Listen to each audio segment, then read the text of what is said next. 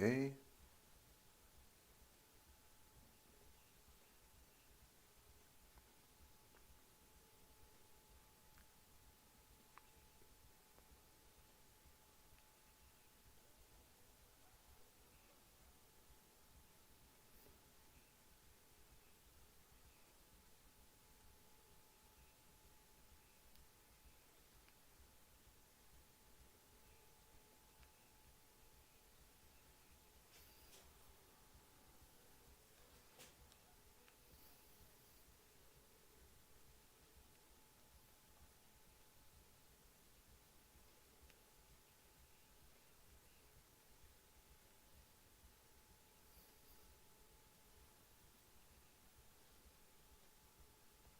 Okay. All right. Just want to do something real quick. Just want to go through and make sure. Yeah, I figured. So I gotta delete some of this footage. So erase, erase. Keep the unboxing footage. I still want to keep that. Obviously, same with the Goku.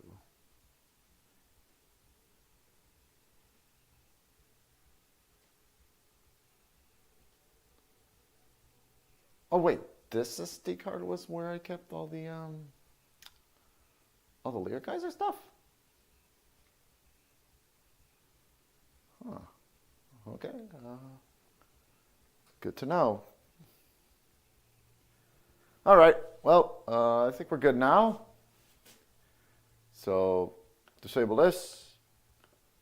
Switch over to my regular music. Hey, there we go.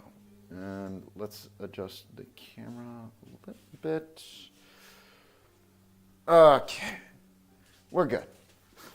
Okay, let's turn this off. Put this on like so. Have a seat.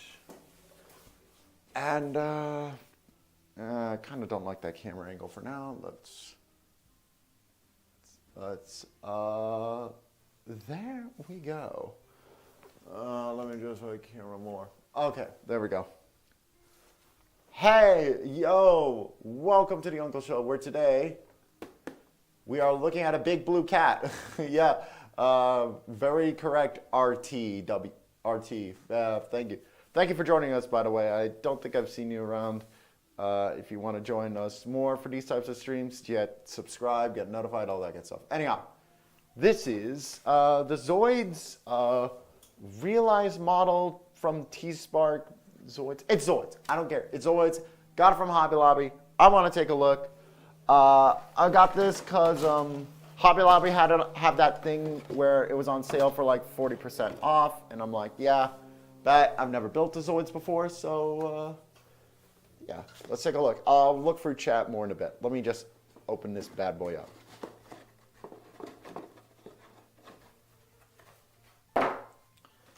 We got manual.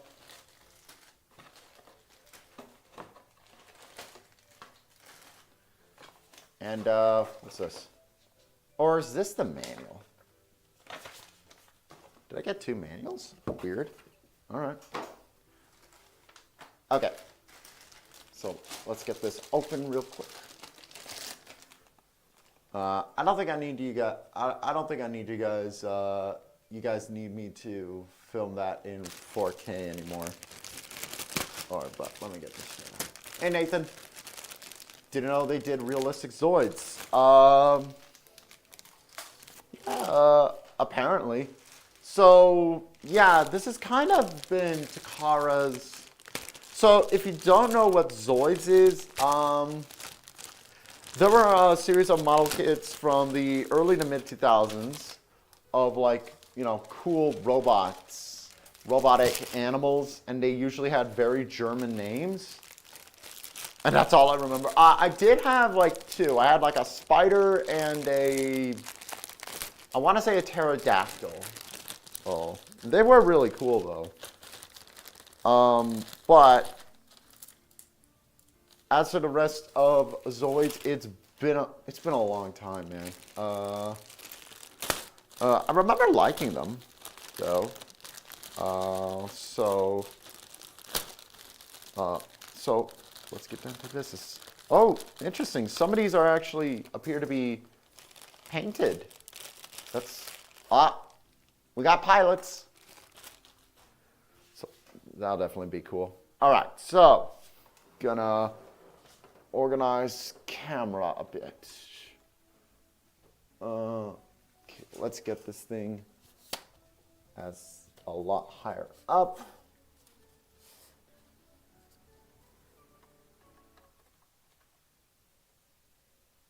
There we go. All right, there we go. I should turn on the autofocus. Did I not? Okay, that's a lot better. Moving the chair. I'll look through chat in just a sec. I need to get organized.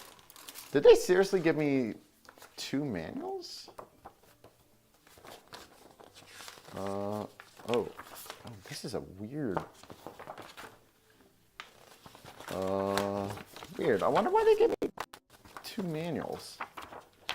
Gee, Bill, 2 manuals?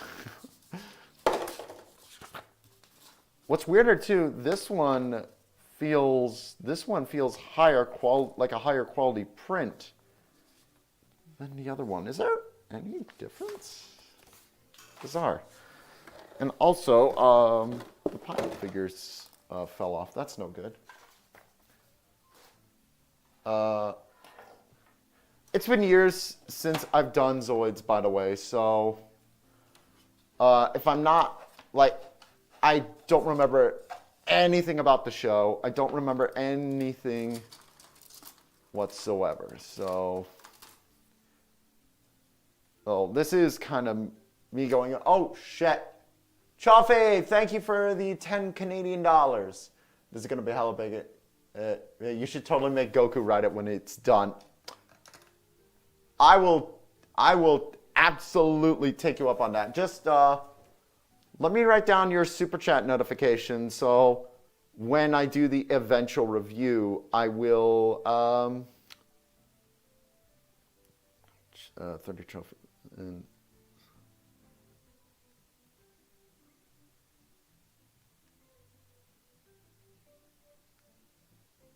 okay, so that was 10 minutes in Zoids. Chalfie donated and make NG Goku ride Zoid. Got it. Thank you. All right.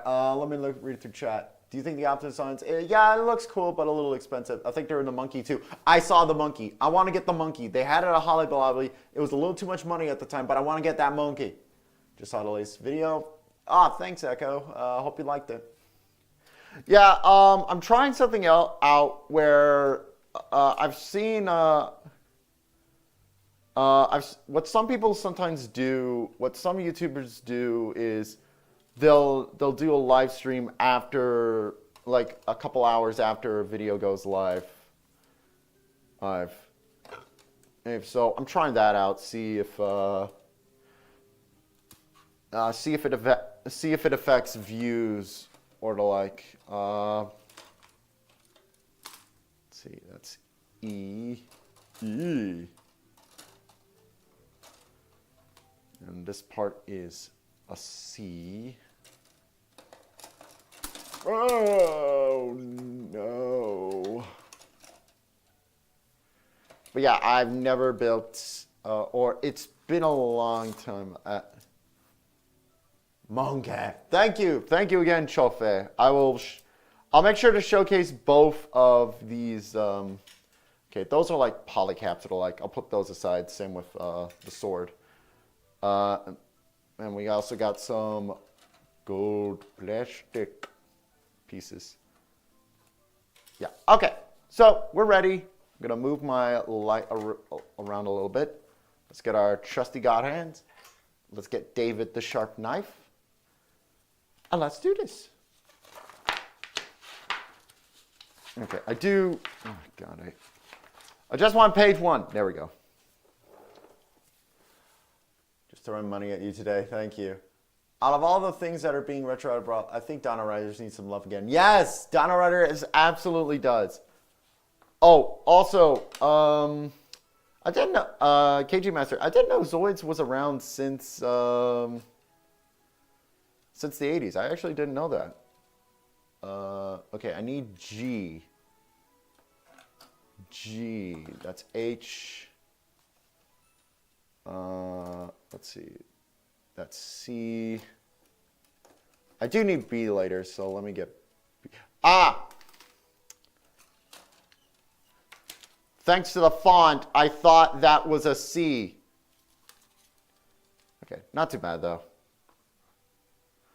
Okay, so how does the runner feel? Pretty high quality actually.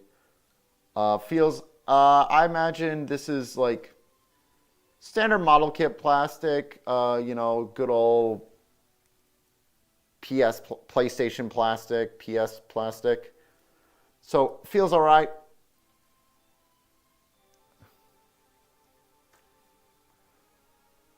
But it does feel a little bit thicker than, you know, the typical plastic you'd get from Bandai.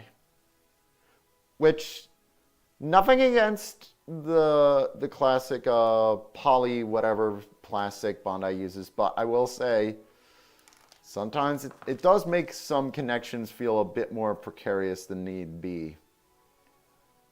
Okay, so we attach on like so. So upper jaw, lower jaw now. It also just completely throws me off that you can get, you know, Zoids in Hobby Lobby. Like, I'm never going to get over that. Just because, like, you know, Zoids are like, ooh, cool, Japanese, giant robots. It's very cool. But in Hobby... But you can find them in Hobby Lobby, which is like, you know, very much Southern grandma. Like American Southern grandma. And it's not like you can make over the whole Southern grandma vibe of it. No, like the creator of Hobby Lobby, like he's kind of like this borderline crazy, like super religious guy who, like, he once tried to finance like a trip to find like the remains of Noah's Ark or something. And I could be misremembering it, but I think he also like somehow stole like ancient religious artifacts or something. I don't know. Like, I don't know. Like, that's just something I heard. And of course, you know, it could be like just over exaggeration as is typical, but it's kind of funny. Yeah. Because I don't think because a lot of my viewers are not American, so it's hard to kind of explain Hobby Lobby. They're good shops. It's just they're very, very, very quirky and strange. Okay, we need I, so it translates to plastic. Likes transform the bugs. The Zoids of the 80s. What? That's genuinely so out of pocket. No, yeah, no. Like, that being said, from everything I've heard, like, Hobby Lobby is a really nice place to work for, actually. Like, by all accounts, I was like, oh, in fact, it's kind of funny with Hobby Lobby because, you know,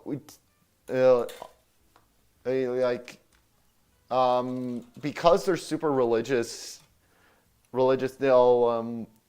they don't have you ever work on Sundays. They keep to that. And by all accounts, like, they pay pretty well. Well, but at the same time, they're just a company that's like, That's just so weird. Like, if I remember right, they have a very weird kind of system where because the owner like thinks like barcodes are Satan or whatever, they have their own like item lookup system.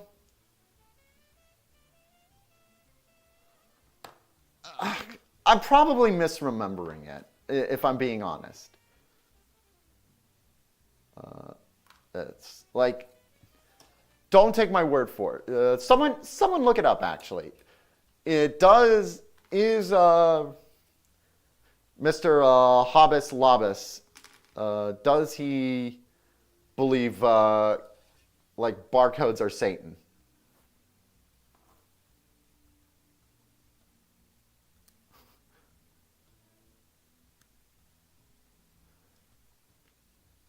You know what's funny though? I say Hobby Lobby are super religious, but holy shit, the amount of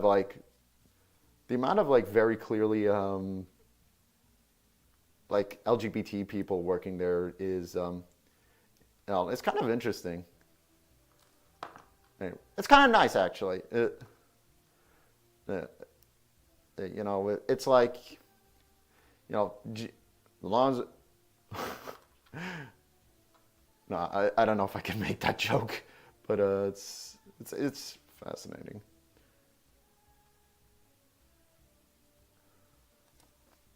Okay.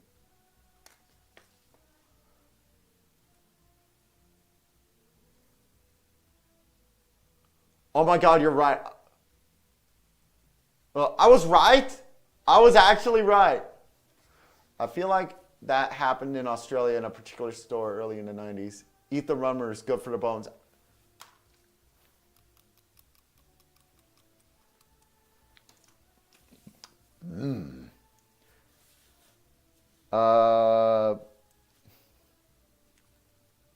Nada. Yeah.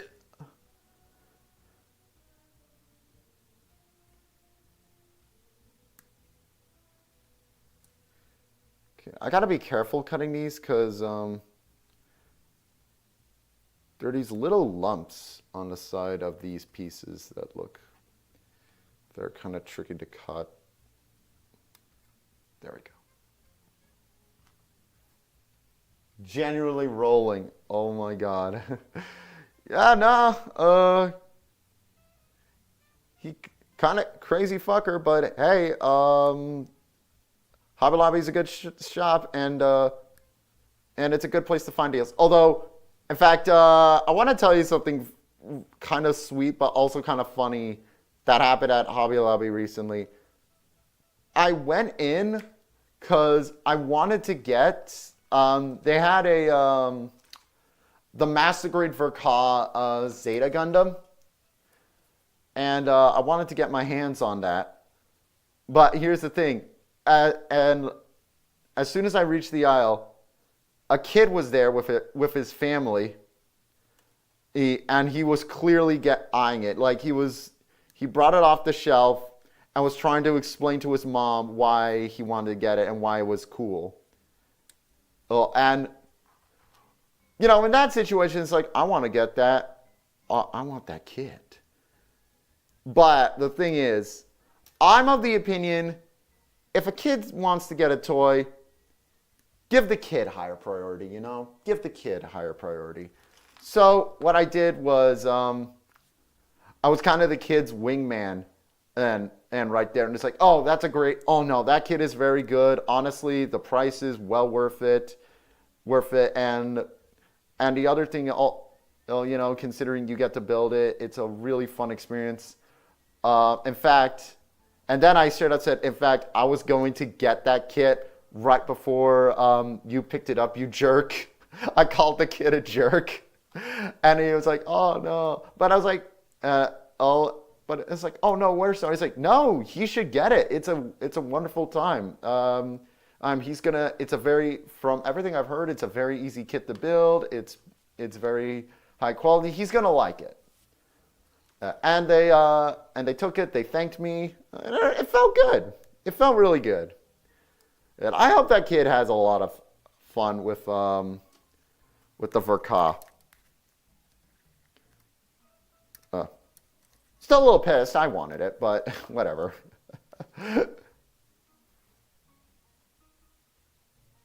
Zoids actually started. It's just the anime was made in '99. That's impressive if you think about it. That, you know, the 1980s was argued. You could argue the 1980s was sort of some of the most busy time for robot toy cartoons in Japan. Yet there wasn't an anime until much later on.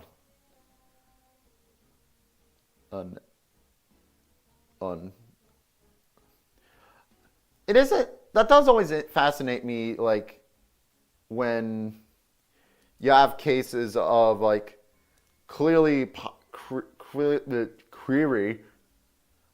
popular franchises not having any kind of like toy TV representation or like until much later on. Like take Barbie for example. Barbie was and still is a merchandising juggernaut, but Mattel infamously were very skeptical of any kind of TV series. Easy. They did allow Barbie to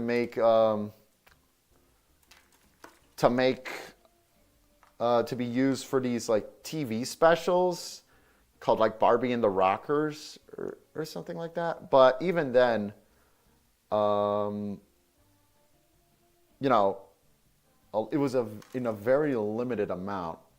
In fact, there wasn't even. In fact, Barbie got kind of more representation in video games than she did in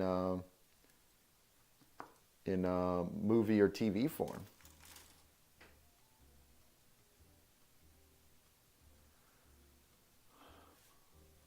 When I was younger, I would get 3 toy lines mixed up all the time by how close they are to toy line. Micronauts and Microman.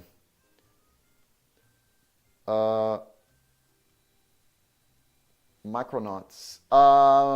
Yeah. I think, actually, I'll go back to that in a little bit. Let me make sure. Vert cars are all a treat. More power to them. Shinkato, yeah. Except Victory Gundam. Don't know how bad Victory Gundam is. Anyhow, if I remember right, actually, KG Master, I believe Microchange is Micronauts in some way. Okay, so, or Microman, anyways.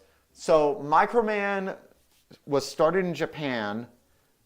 Microman started in Japan, and then it became, and then when it was released in the West, it was renamed to Micronauts. And Microchange was just kind of like a spin-off, if I remember right. In fact, something kind of interesting is that Mego, the company that released Microchange, or in America, they actually, is this not connecting well? Yeah, it wasn't. The cockpit's not shutting. There, that's better. If I remember, they did a similar thing with Transformers, and that's how it goes in? Really? Okay. Is it a secure connection? Actually, yeah, that is decently secure. The villain for the Micronauts, good old Baron Karza, was actually reworked from a completely unrelated Japanese toy. They just wanted to expand the toy line a little bit, so they got the rights to like some generic robot toy. But the thing is, because old Baron Karza, he still had the metal. That's a really nice head. Because good old Baron Karza still had like a lot of magnets in his body, it still kind of worked out. Like they did for Transformers. No. Takara Microman did a Godzilla toy, kind of want to figure with an actual rubber suit and gerbil. Highly collectible now. Yeah, no, I'm always fascinated by the concept of like toys and sometimes TV shows being from franchises or different lines that are completely unrelated, and then just that they get kind of reworked into different toy lines. So a good example, actually, it wasn't just Transformers, although they're the most famous because they took a lot of different toy lines for it. There was very infamously, they took the Macross Valkyrie and turned that into Jetfire, but that's far from the old. But if you want some crazier ones, in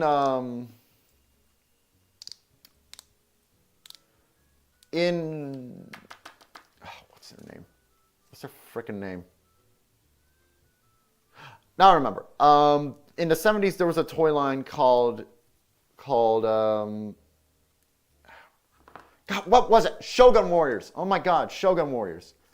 There was a toy line called Shogun Warriors, and what they would do is they would essentially release those old Popey robot toys, the ones with, as you know, the ones that were kind of partially made out of metal, and they would release them in America. So as a result, like Mazinga, Leopardon, and a couple other famous Japanese robots got U.S. releases early on. But here's the funny thing. Funny and also a little bit sad. Shogun Warriors also is kind of one of the toy lines that led to a lot more higher safety standards, particularly with missiles, because Shogun Warriors had these giant spring-loaded fists that could actually completely decimate a child's retina. So a lot of them were, and so it led to a lot of toy companies being kind of nervous about sort of safety standards for the toys they make. This was also around the same time as lawn darts, which I don't know if do I have to explain lawn darts? I feel like lawn darts are one of those things that we've kind of parodied in pop culture so much. Nowadays, more people know lawn darts as that thing people in the 70s were playing with at backyard barbecues and stabbing each other in the head. There's a great video online showcasing lawn darts, actually, and show that with one of those like flesh puppets. I can only call it the stuff they used in that Forged in Fire show where they go it will kill. And they show that if used in just the wrong way, a lawn dart could actually do a good old puncturing of the skull. They look fun as hell, but crazy dangerous. Hello, yo playa. Hey, yo playa. What will you make today? Zoids, Blade Liger. Very cool. All right. Let me read chat real quick. Victory Gundam Verkaz asks as a C-Clips. C-Clips already. That is scary. Slightly larger, completely low. Everything is working out. G.I. Joe Toy Line did a spin-off of Street Fighter. Love the color. It's looking good. Oh, G.I. Joe and Action Man. Ooh, I can actually tell that story, actually, because not a lot of people in America probably have heard of this story, just because it is kind of interesting.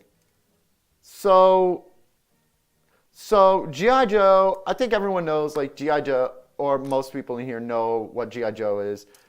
You know, or at least the original versions, you know, big chunky how big were they? 10-inch dolls? I think it was 10-inch, yeah. Big chunky 10-inch dolls that would have all sorts of really cool, with all sorts of fancy gimmickry, and they're like, when it was scheduled for release in the UK, the thing is, the term GI was not really a thing a known thing in the United Kingdom at that point. So they retitled it to so the company Palatoys, they re-released it in the UK as Action Man. And the thing is, but mind you, it still had a lot of the same things, including those articulated eyes, which very crazy. I think they did retweak it slightly. Yeah, that's nice. G.I. Joe. Oh, you don't know what G.I. Joe is, Shaik? G.I. Joe is a series of military toys that are very popular in America. There was a very popular cartoon series in the 1980s. Is that? Okay. Now, it's also owned by Hasbro, so they have done Transformers crossovers. Now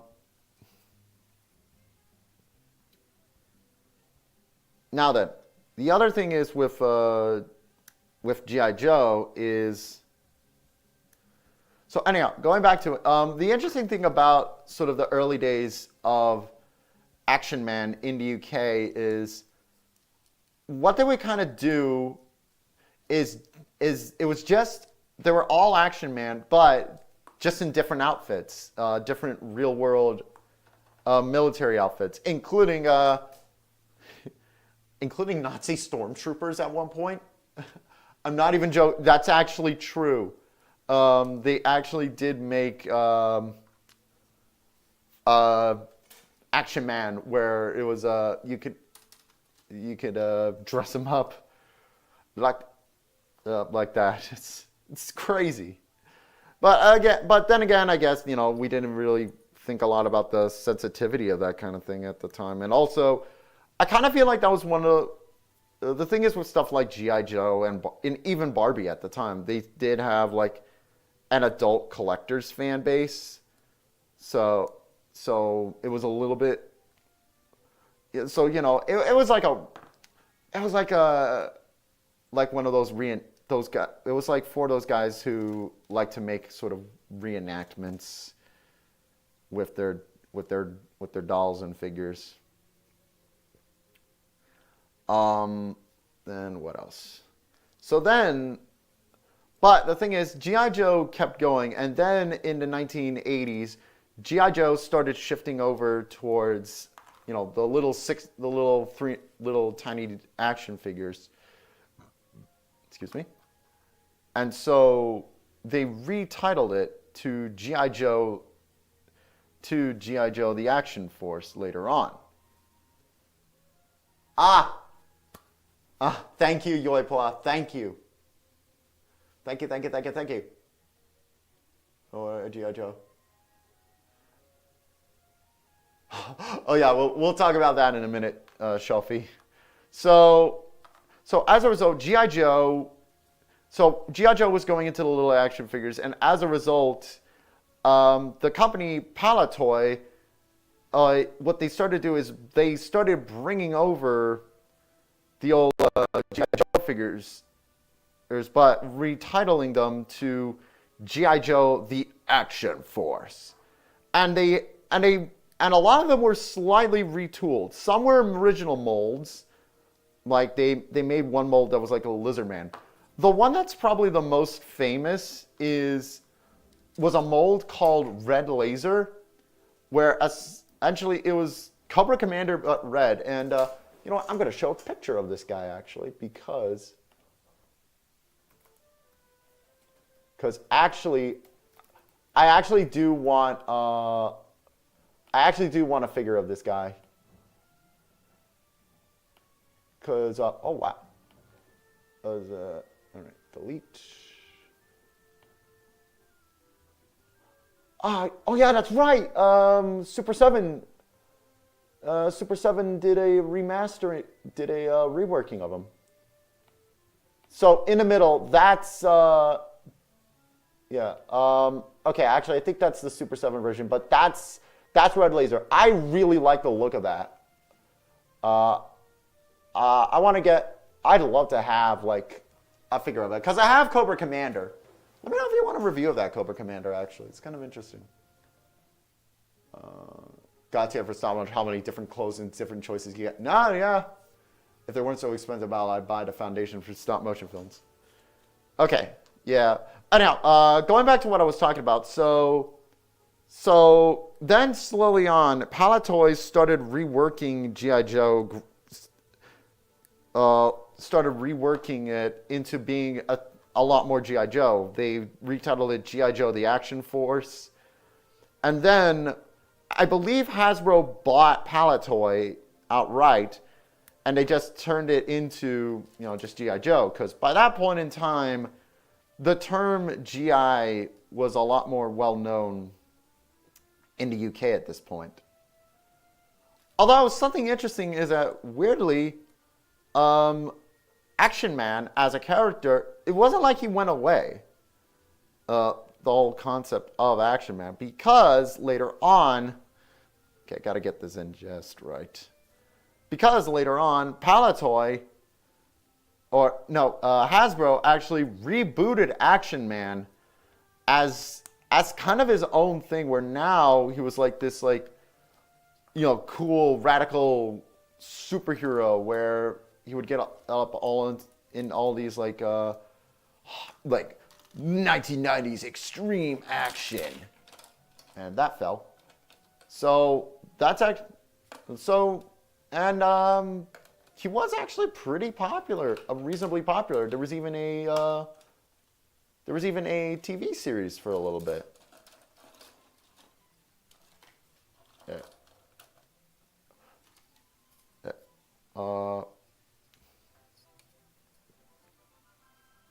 Okay, I need F4, F3. Ah!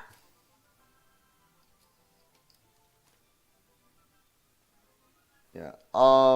So yeah, no, it's an interesting. Yep. I'm on it. I am reviving camera as we speak. Beep. Yeah. So, not a. Yeah. So yeah, a little bit of toy history there.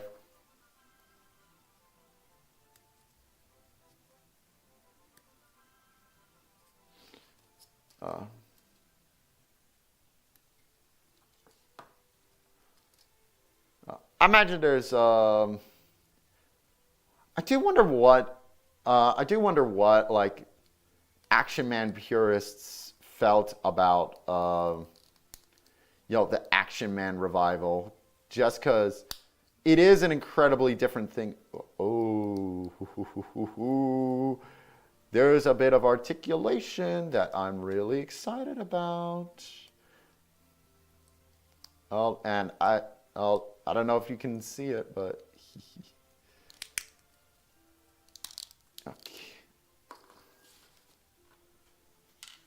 okay. Part 4, assemble the chest. Let's do it.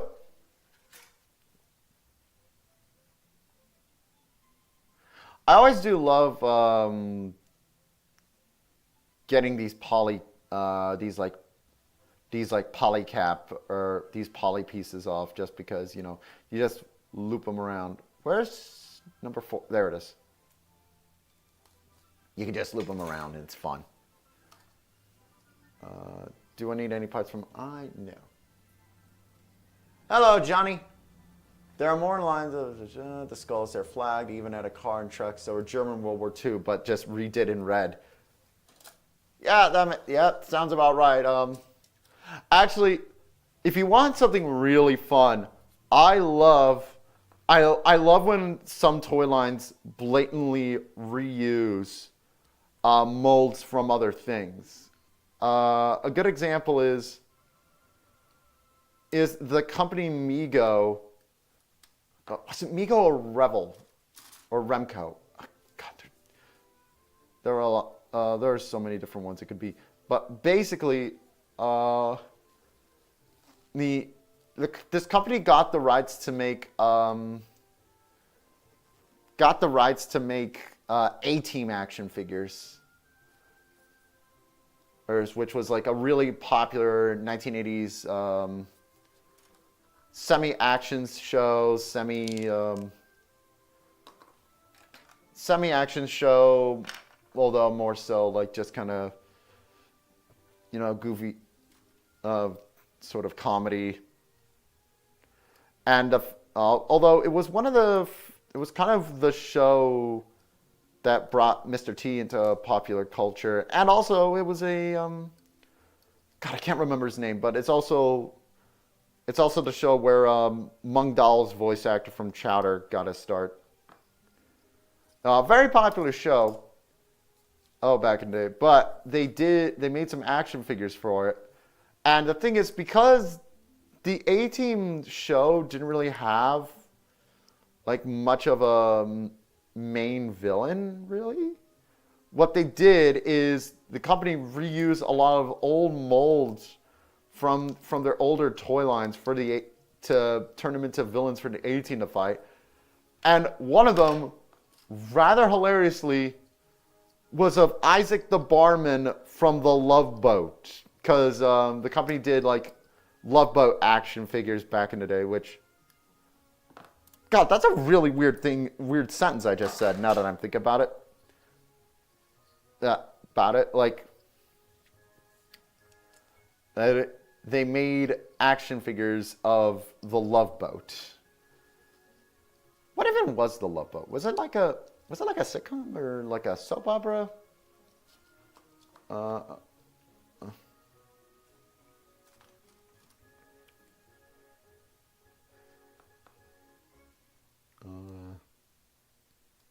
I also sometimes get it confused with the Love Boat confused with an infamous British soap opera called Triangle, which Triangle was a notoriously bad British soap opera where it was supposed to be like a sunny, sensual paradise kind of show. And then you watch it, because it was like filmed in Norway. It's actually really freaking cold, and you can see the actors in like their swimsuits actually kind of shivering a bit. Sitcom, yeah. Yep. Migo, thank you. Extra Man Veils at a Say Scene. What was another, like, there were so many others. Kenner, company that did the old Star Wars figures, and like a lot of other toy lines, they reused the old Return of the Jedi, like Ewok camp for their Robin Hood Prince of Thieves action figures. There's there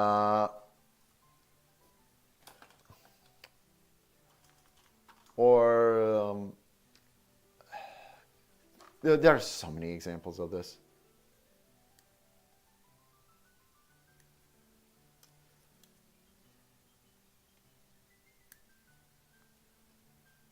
Six and five.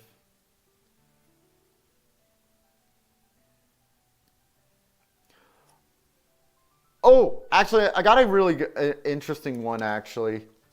Not a lot of people know about this. So the original Sailor Moon dolls for America, there were these really cheap, ugly things. I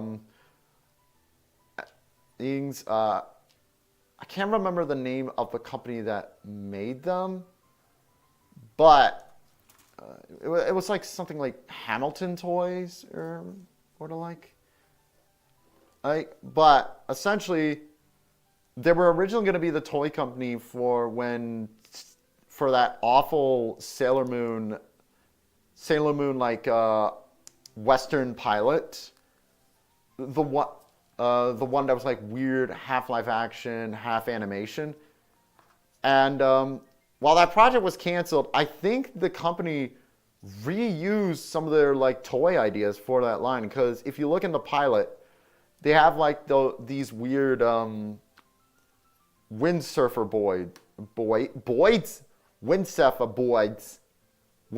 boards that they reused for the toys. It's really funny, and I would love if it's like, oh, we got the plans were canceled. Quick, call Deke, and hopefully we can get these. Hopefully we can use these molds for something. God. The main thing I associate with those about those toys now is not the necessarily the figure itself, is not necessarily like anything like about the actual toys or their quality or lack thereof. But back in the day, there was this guy on YouTube. I'll never be able to remember his name, but I guess we would call him I guess he would call him a locale, and essentially what he would do is he'd make these really weird videos where he'd call out his haters, but he'd do so holding up his Sailor Moon dolls in like these weird role play things where he's like, and Sailor Mars says, "Stop bullying me, stop calling me names online," or the Sailor Jupiter says, you need to go out with me to the you need to go out. You should have gone out to the dance with me, Megan. It's so weird. I wish I could remember his name.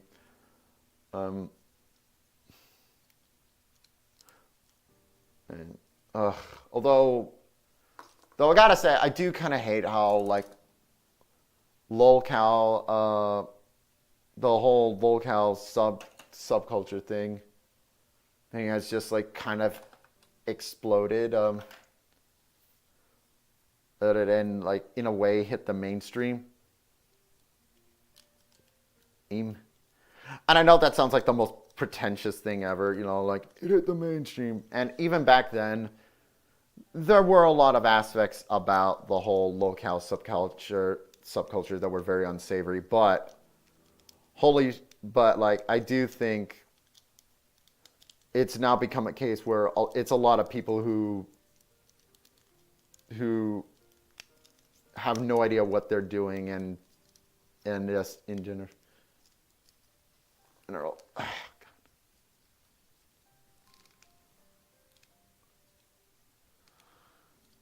Okay, let me see. Oof. You and I definitely watch a lot of Ashens. I fucking love Ashens. Although I haven't banned toads, I found radioactive materials, something for babies. The baby cage craze never really caught on in New York City early. Yeah, placed in packages for babies held by bolts. It's so bad and just hilarious, awful. The few Transformers ones are so batshit insane they become entertaining. Okay, I'm probably gonna regret this, but what are some examples of Transformers locales these days? I don't really pay attention, and the only ones I can think of off the top of my head are Pat Lee, and I know of one who was funny back in the day, but I don't know where she is now, but like she was the OG like Transformers Fujoshi. Friggin' what's her name? Miss Bonita Prime. she would make all these like she essentially acted like she was married to Optimus Prime and would make all this bizarre art of her, like all this horrible like traced porn of herself getting busy with Optimus. And it's like, in a weird way, it's like, it's bizarre, but honestly, compared to some of the insane Transformers like people nowadays, she's honestly, in a way, kind of adorable. It's like, yeah. It's like, yeah. You go. You marry yourself, Optimus Prime. Although the funny thing is, if I remember right, she actually got to meet Michael Bay. And apparently Michael Bay was really uncomfortable with her. So I have to wonder, what did she ask Michael? What did she say?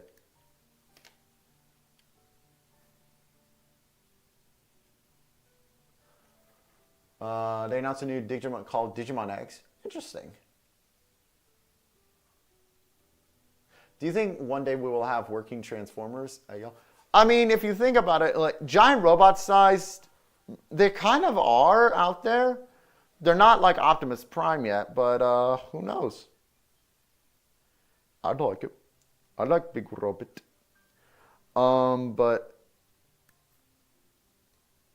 But that being said, and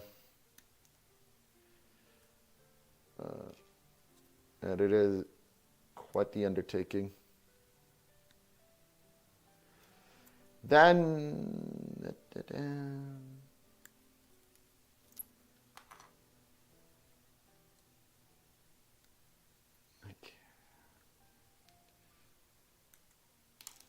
actually, you know what's a video I need to watch?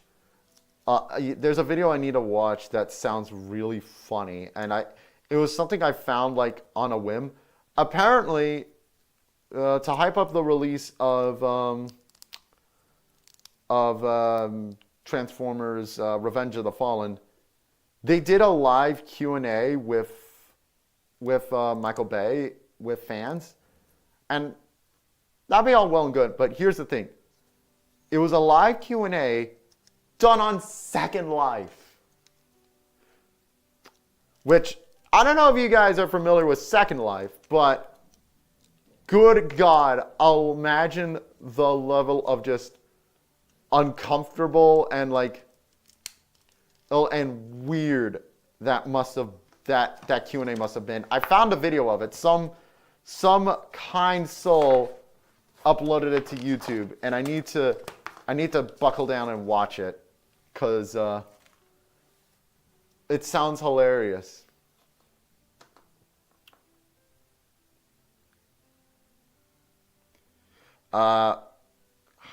And for those who don't know what Second Life is, Second Life was kind of like the world's warm-up. It was kind of the world's warm-up to... I cut out the wrong bit. Well, I gotta save that for later anyways. Here we are. I need H1 and H...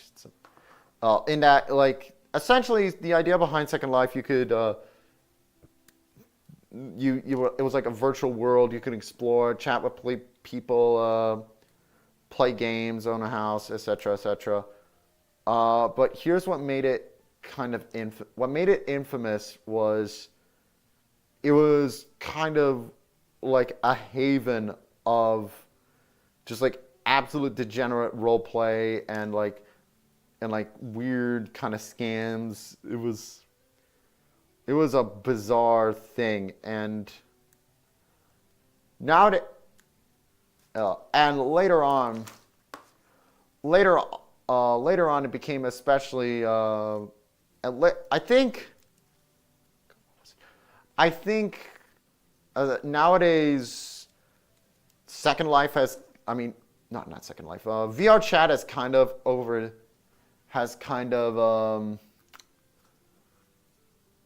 made it old. Where does this go? I see. Oh, I see what they want me to do. Okay. There we go. That's what I was doing. Just because I'm gonna tell you right now, Second Life is like is ridiculously cumbersome and like borderline impossible to use. It's like an actual nightmare to do anything. So, and VR chat kind of made things a lot easier, a lot smoother. Man, VR chat was really fun in the early days. I say this as, you know, like a pretty cheeky, very, very risque man, but I kind of wish VR chat didn't become like just a cesspit of degeneracy, because it was cool. I remember in the early days, there was like this cool little movie theater that would play anime movies, and people would go in and watch. It was really fun, and you know, there were people who made games on VR chat.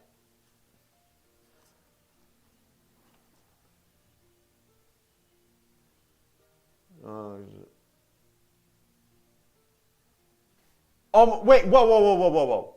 Miss Bonita Prime worked at TFCon LA? Oh my God, what was she doing? I might have met her. I've been wanting to get a few, and also been catalog on stuff. Tell me, did I meet?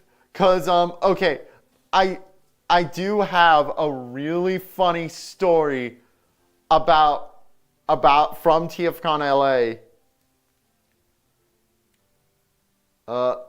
Hey, and I swear, if she was she working security or was she working front desk? Cause or not front desk, but the desk you go in and get all the stuff. Cause if that's the case, she might be a very specific. She might have been a very specific person in my mind. Cause so story time. Oh, a different locale. Let me rewind. I don't think your comment. I don't think your comment. It's all good, KG Master. It's all good, by the way, brother. Which one then? Because now I'm a bit disappointed. I could have met the lovely Miss Bonita Prime and her. Oh man, I could have met her husband, Optimus Prime. But anyhow, I got a picture of what she looks like. I can DM it to you. Thank you. Phone.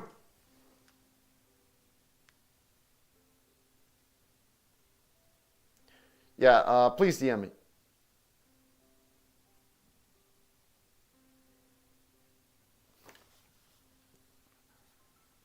Zoids.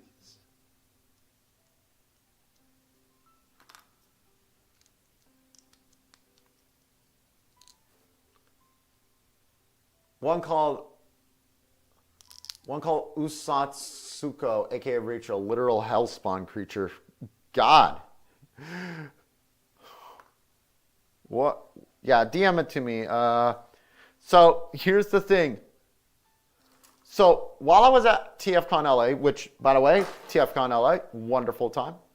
The thing is, I stupidly did not get my tickets properly. So essentially what I had to do was, if I wanted to go to the dealer's room, I had to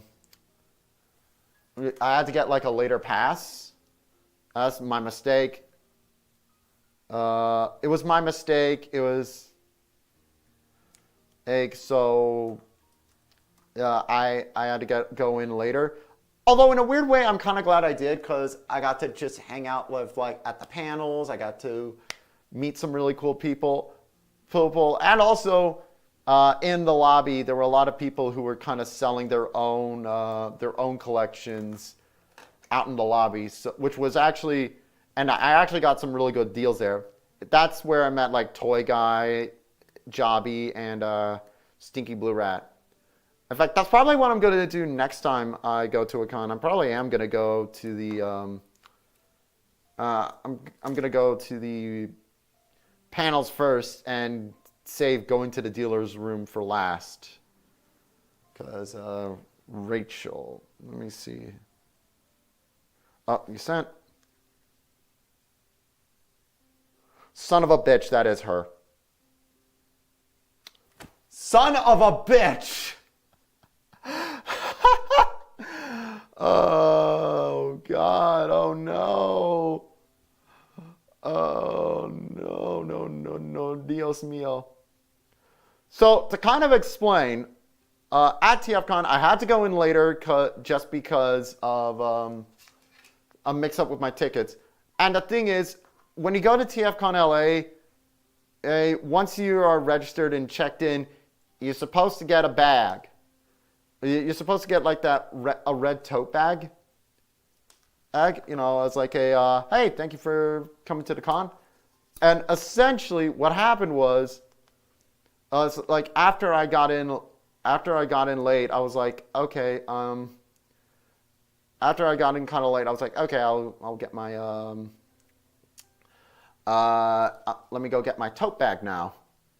But here's the thing. When I walked up to the desk and was like, hey, I didn't get a tote bag.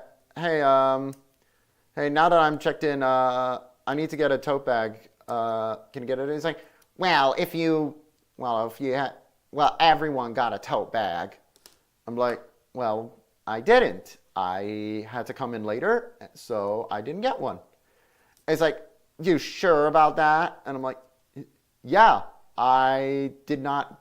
I know for certain I did not get a tote bag because I was I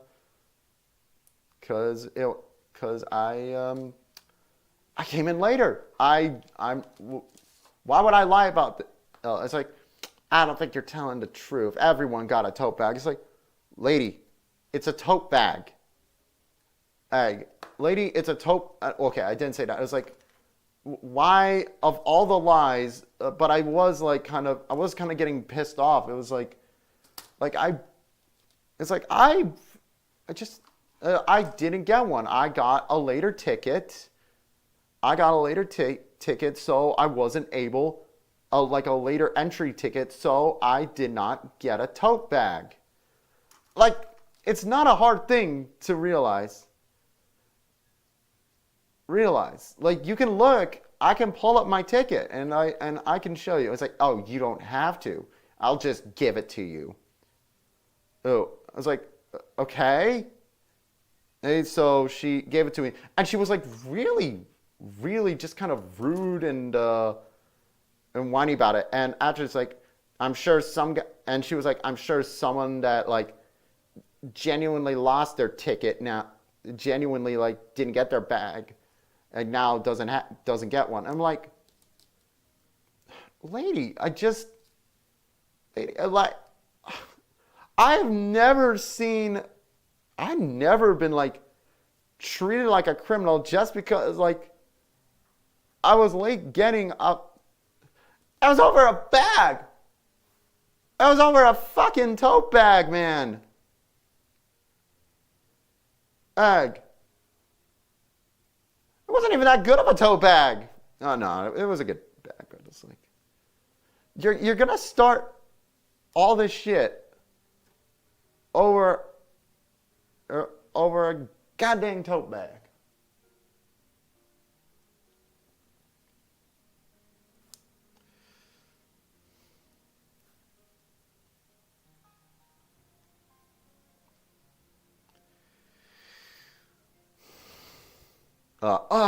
God, that was just, fuck that shit. Like,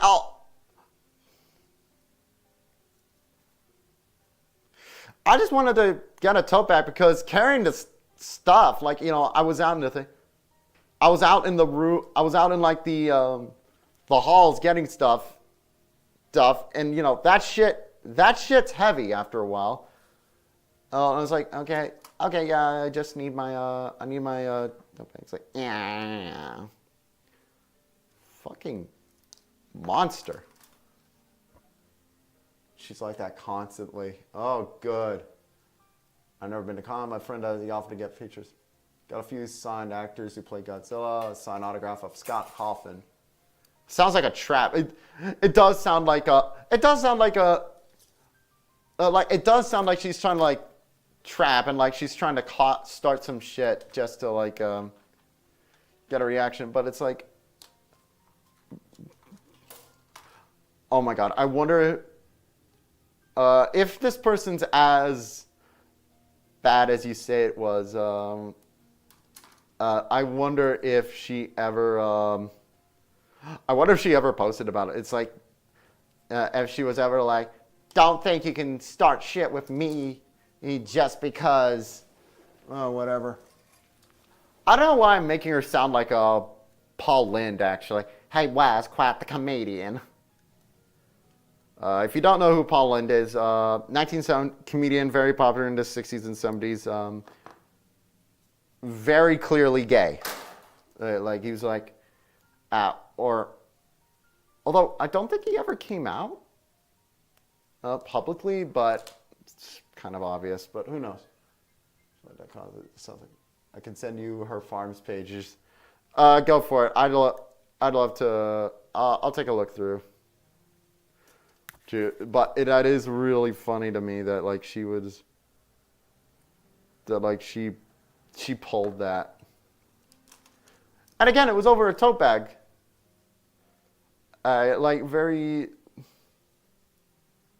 It's like, oh, the precious tote bags.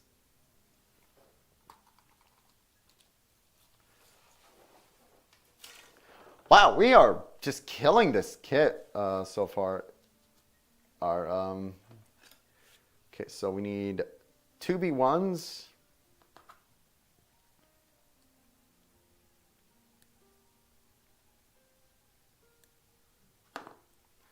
Really nice printed pieces for the feet, by the way. She did. She actually posted about like, did she actually post a tweet about like people trying to get the bags? Send that to me. Like DM me right now. I need to see this. Oh my god. It's like, lady, I just wanted the bag. I wanted the bag that like I didn't get because I okay, admittedly, again, I was a bit stupid. Word of advice, even if it's like a seemingly smaller con like TFL, like TFCon LA, get your tickets in advance. Holy shit, will not make that mistake again.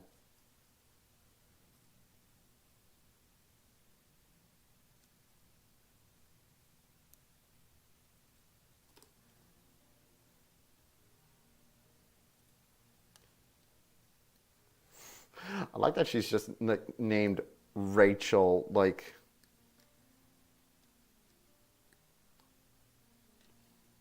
It's like Rachel.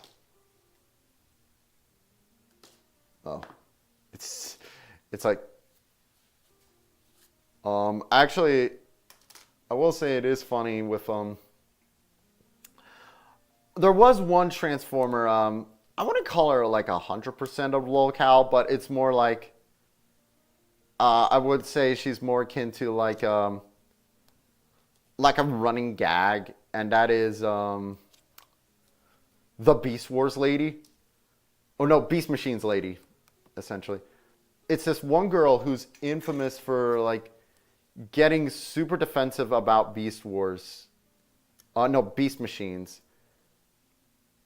And she will go to any review of like Beast Machines related stuff and just immediately like start talking trash on it, or talking trash and like getting super defensive about it. Uh, I've already been aware of her because Mr. I almost called I almost oh man I almost called him Mr. I almost called Perspective and Mysterious Mr. Enter or that feel. Oh, sorry about that, sir. No, he doesn't deserve that. He doesn't deserve that in the slightest. But he told me about her in he talked about her in one of his videos. I was like, I'm planning a Beast Machines review. I wonder if she'll show up or Beast Machines review. Sure enough, she did. And I told some of my friends about her too, and I was wondering, I wonder if she'll show up. And when she did, it was like we all reacted like Cool Cat, Eric Estrada and Cool Cat, where it's like, there he is. There she is.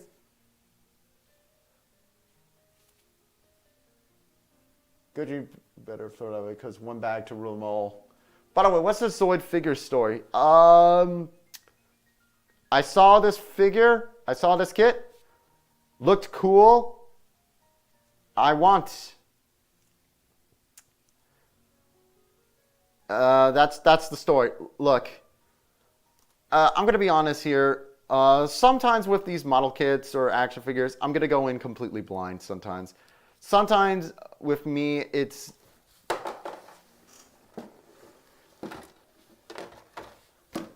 okay. Good. Nothing fell into the void yet. Sometimes with model kits or figure reviews, it's not gonna be a case of me like, oh, it's my love of the characters. Sometimes it's going to be, hey, cool robot.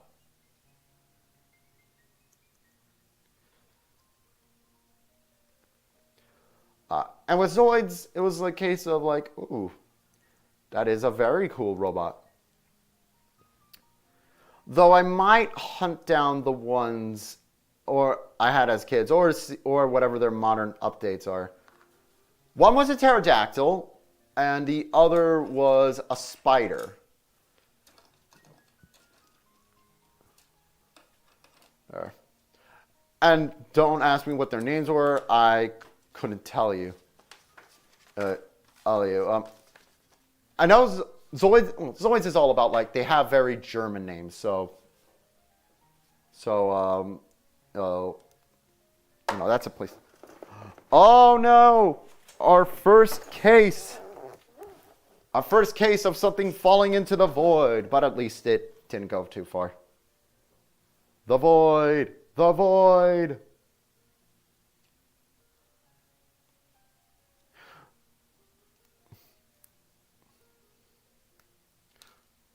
I wonder if I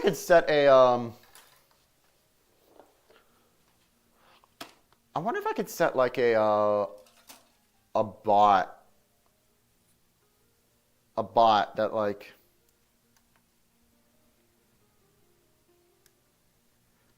that can detect whenever like the void gets dropped. Cause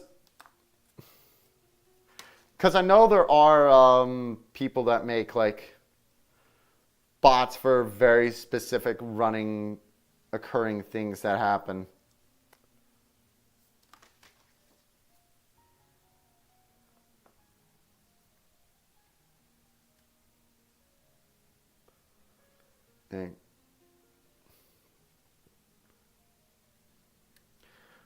There was one. I agree. Cool robot. I'm the same. Not even a fan of Gundam as collecting.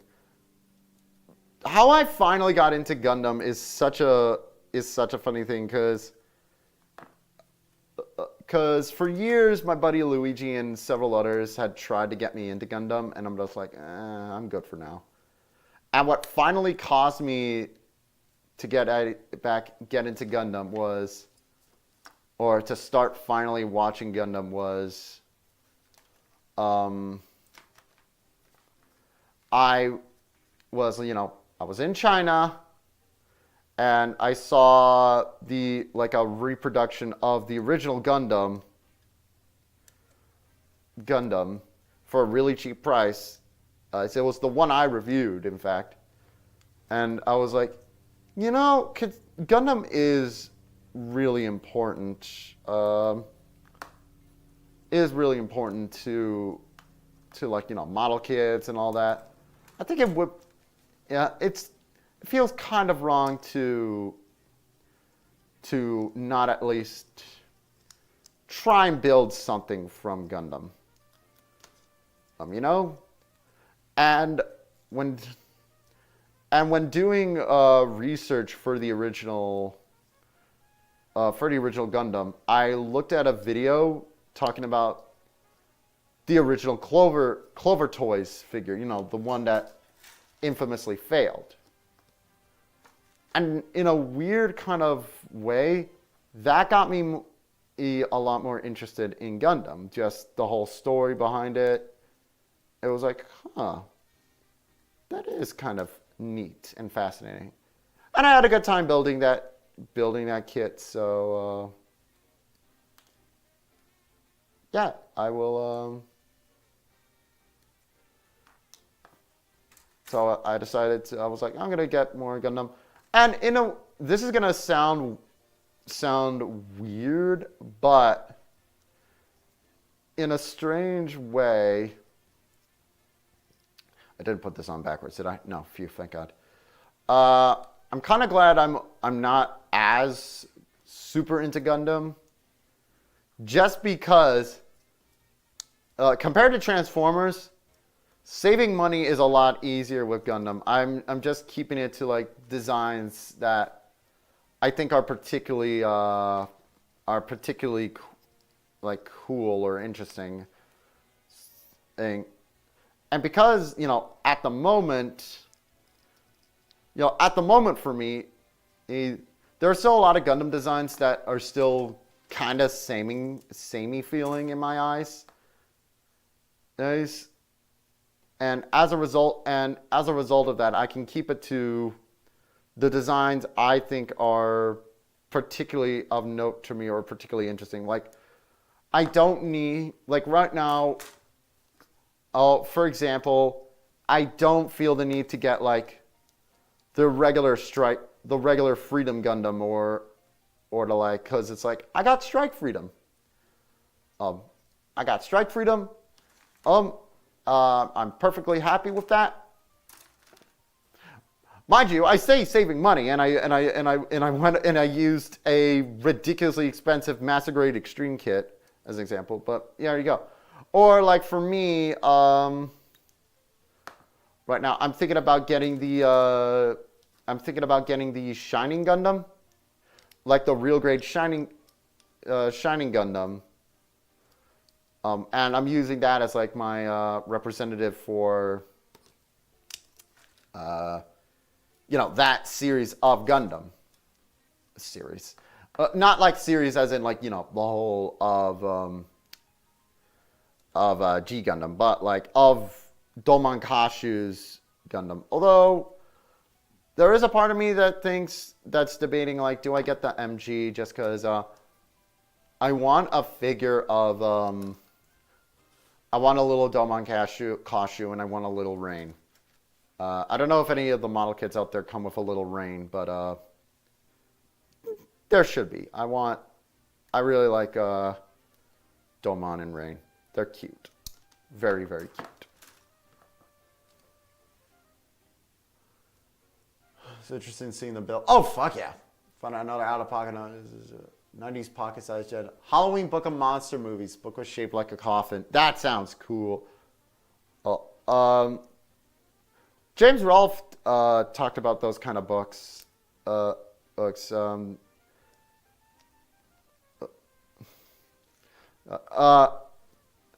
Actually, who here remembers the old Dorian Kindling visual encyclopedias?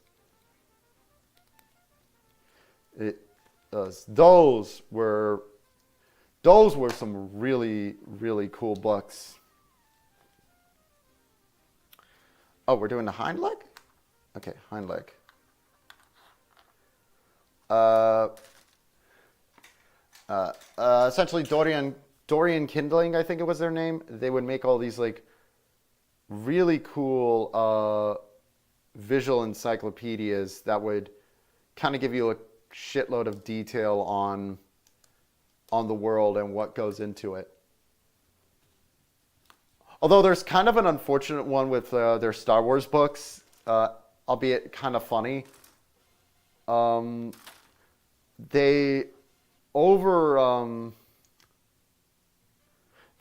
ordered a printing for books for episode 1. My bad. Because they thought, oh, the Phantom Menace, that's gonna be like the biggest movie in the universe. And while Phantom Menace was a big hit, it wasn't quite as big of a merchandising hit as a lot of companies expected. So as a result, there was a lot of merchandise that ended up in kind of discount shops. A lot of high-end action figures too, including rather unfortunately a lot of action figures of poor Jake Lloyd.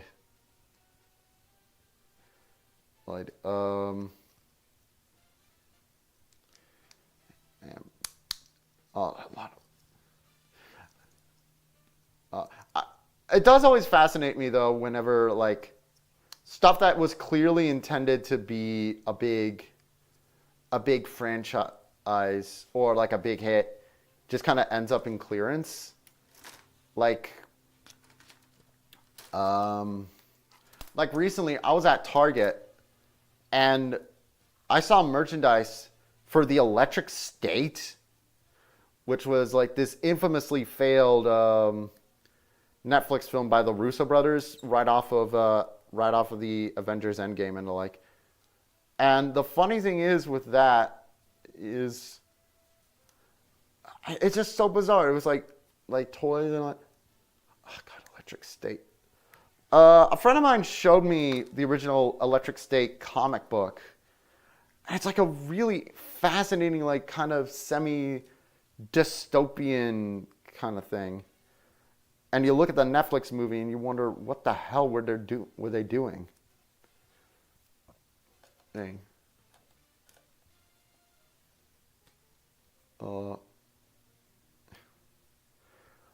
Probably the crazy one. I didn't see this, but it's still really funny to me. They were selling like Mr. Peanut's. They were selling Mr. Peanut's car, the Nutmobile, and I can't think of why no one wants to buy the Nutmobile.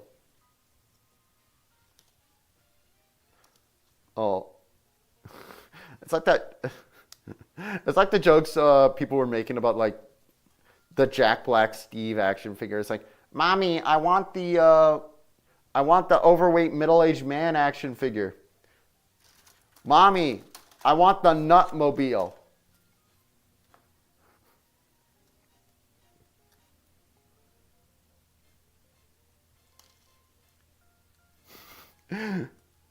Should I review the Nutmobile? If I find the Nutmobile, for a decent price, should I review the Nutmobile?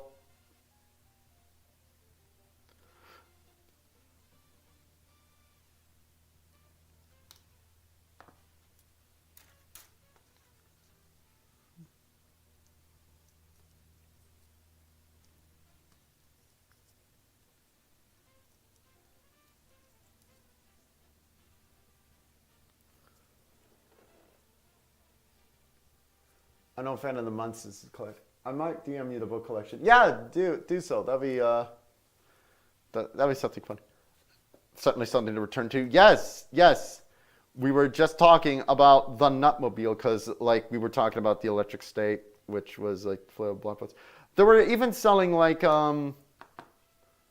little kind of like Funko even made like the little figurines for that movie. Oh, God. What a fucking... and that's not even like the only example. You can find like a lot of like surprisingly high-end action figures for Battlefield Earth. I actually want one in particular. I might get it someday. It's the Talking Turtle action figure, which is John Travolta's character. And if you know the history of Battlefield Earth, just having a toy from that whole thing is fascinating. Nice chatting. Hope this Zoids goes well. Thank you, KG Master. It's been pretty solid so far. Yeah, different cinematography. The book looks really fascinating too. It's like, it's kind of done up like a journal, and like the main character is this girl going around and just like taking photos of, you know, the remains of what was.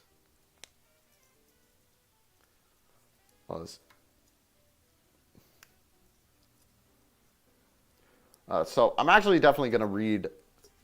I'm definitely going to read the book at the comic it's based on at some point, and probably skip out on the Chris Pratt movie.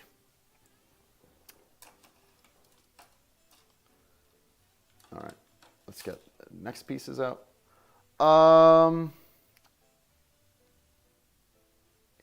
16. Here we go. On a side note,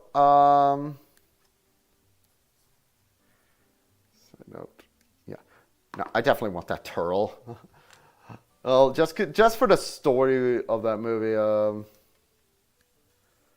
because for those who don't know, Battlefield Earth was a big science fiction film from the year 2000, hyped up as like the next like big sci-fi franchise.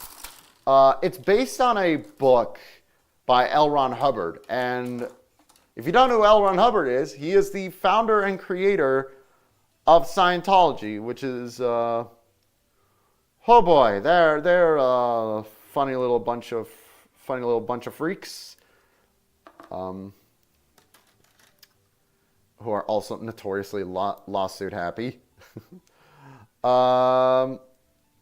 Actually, if you want a good like book to read, I highly recommend you read Roofless by Ron Miscavige, which is a book by the father of the current president of Scientology. And he kind of talks about his life in the church and how much of a monster his son is, essentially. It's actually kind of a heartbreaking book in a lot of aspects. Highly recommend it. Very, very, very good book. Okay.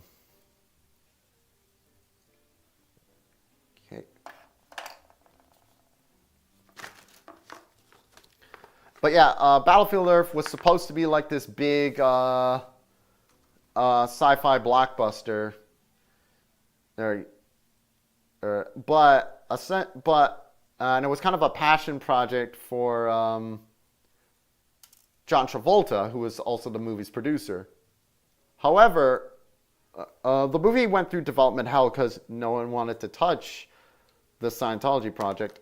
But then in the 90s, a company called Franchise Pictures, started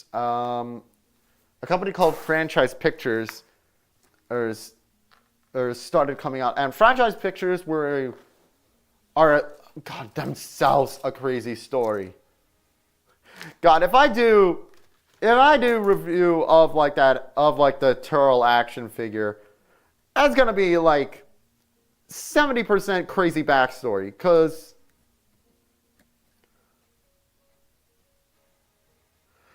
like, oh my God, there's so much. Like, essentially, like, it was a movie company funded by a former like laundry owner and club owner, and essentially he was running one of the biggest like scams in all of Hollywood. but he had all these crazy connections, and he became known for like a place where he would like essentially be willing to fund whatever stupid passion project you had. And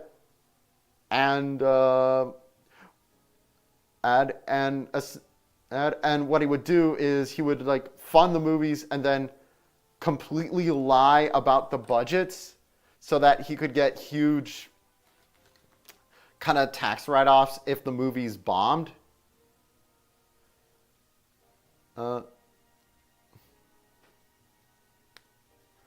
And then there were like a lot of other things, and Battlefield Earth, as a result, he was willing to produce it, and he and his company, they did hype it up as like, the next big summer blockbuster, but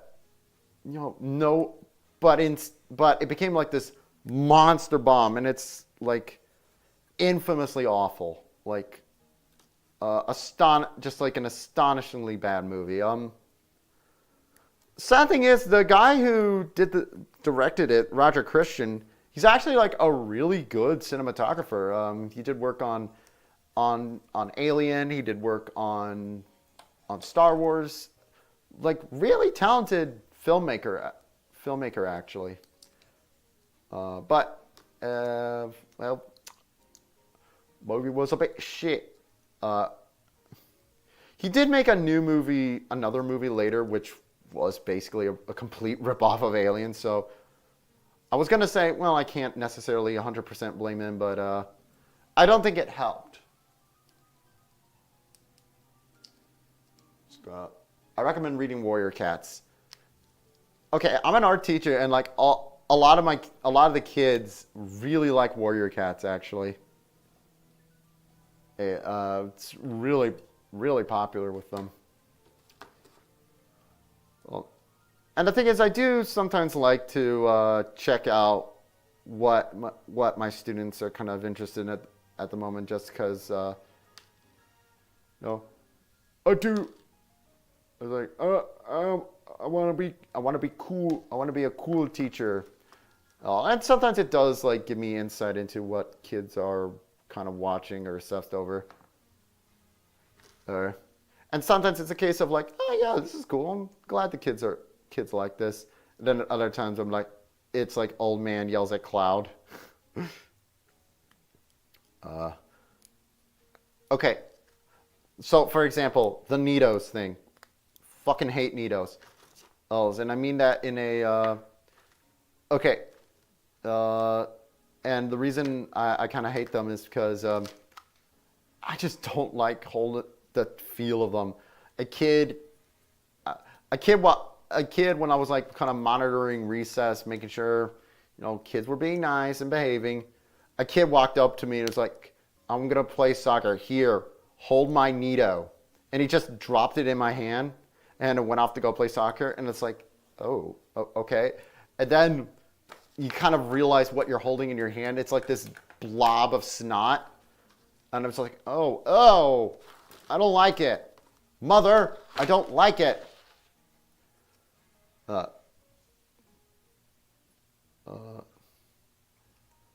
Just a really gross thing. Ugh.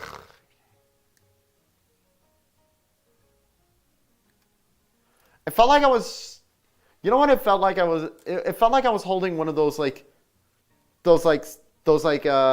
sea creatures that you're not supposed to pick up and like it'll like poison you as soon as you looked at it funny. Like a cone snail. Oh, those things. Cone snails. God, what a gross little creature.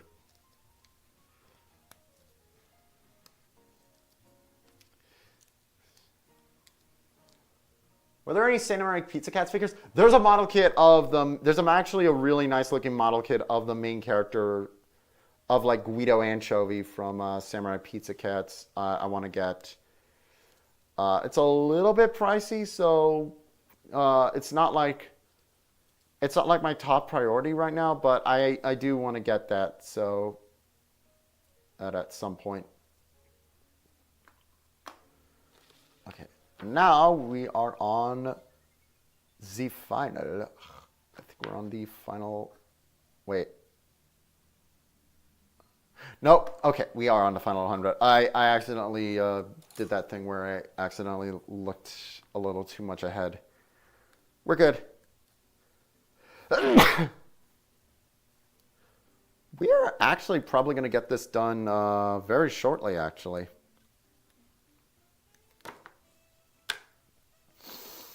Ugh.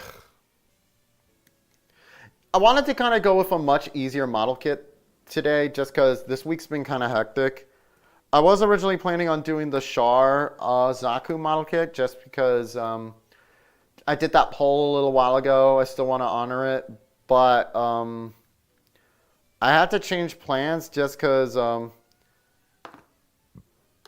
do got some stuff I want to... I do have some stuff I want to do today, and and kind of get done, and I wasn't sure how long it take because there's a very particular step with Oh, I hope you guys can't hear the garbage truck outside. But there's a very particular step that's kind of infamous with the shower model kit. It's not a super difficult step, but it's a very tedious step. And I'm like, okay, I want to take it a little easier for now, before I dive right in. And I was like, and I decided, you know what, I'll finally get my ass to building a model kit that's not from Bandai. I will build the, and I decided I will build the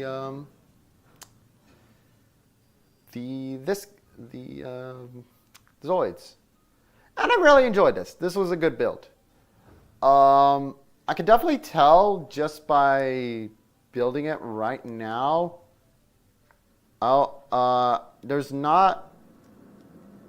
We're probably not going to get that level of like crazy engineering, but and there is. And as far as that stupid thing I always say, the wow factor, it's there, but not quite as prominent as certain Bandai kits. But then again, this was a slightly, well, I say slightly cheaper kit. You know what? Nah, seeing something like the inner engine, I think it's really good. It's good. It's good. But we ain't done. We gotta see what the final robot look like. Because the final robot is super important. We want to build. Okay.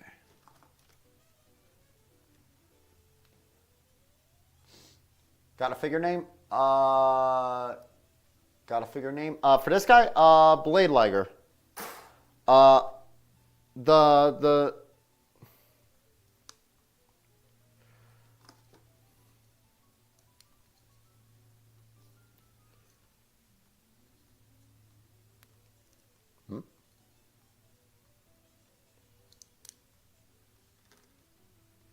Can this go in? I think it can.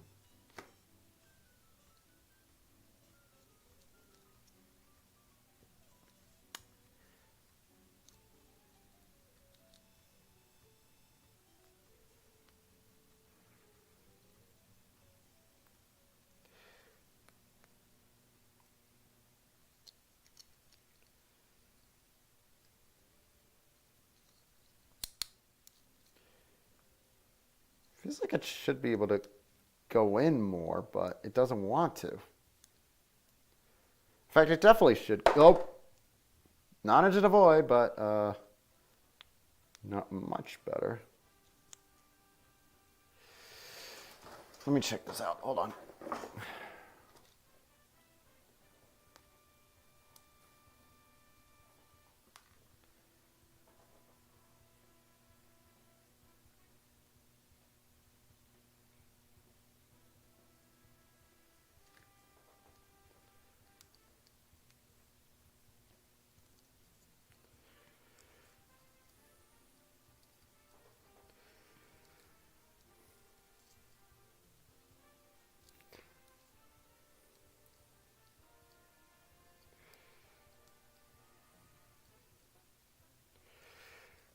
That's so weird. It feels like it should be able to. It's not. It doesn't want to go in flush. What's going on there?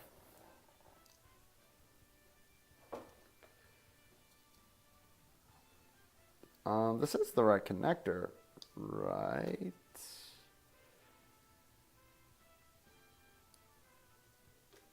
Yeah.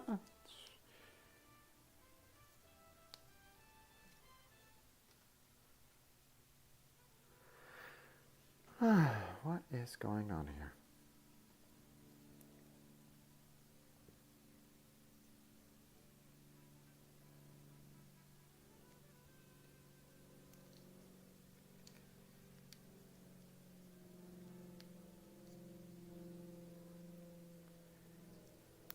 Oh, there we go.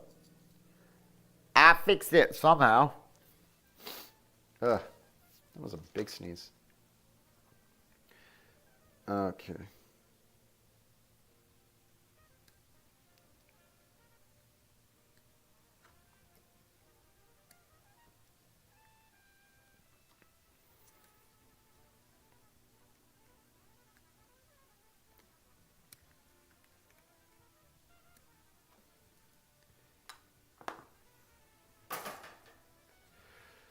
Okay, next.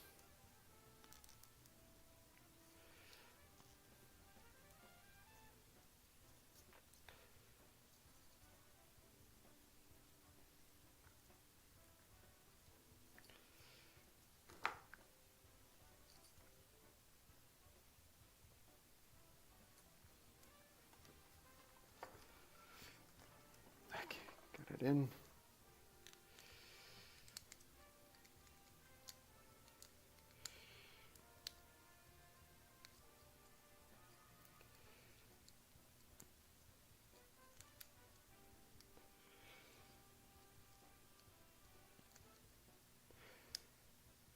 Oh, it's backwards. Ah, good.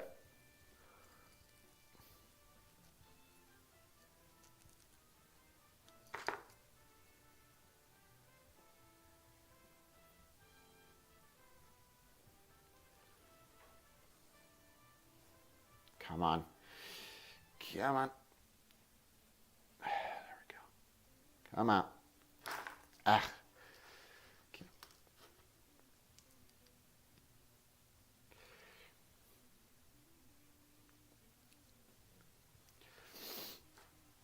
Ah.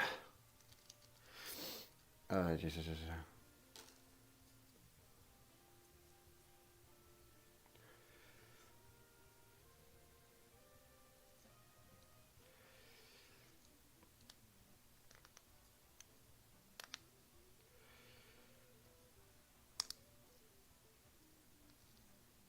Yeah?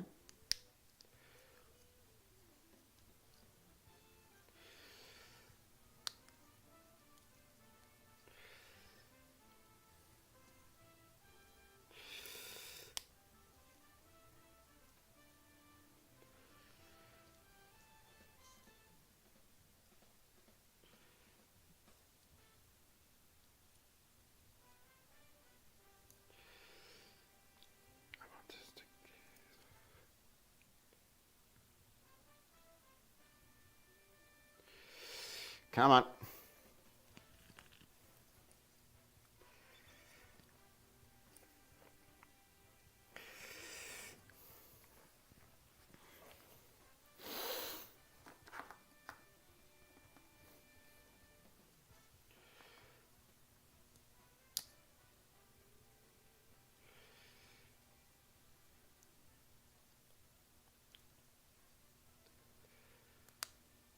Come on. Oh my God. What is with this?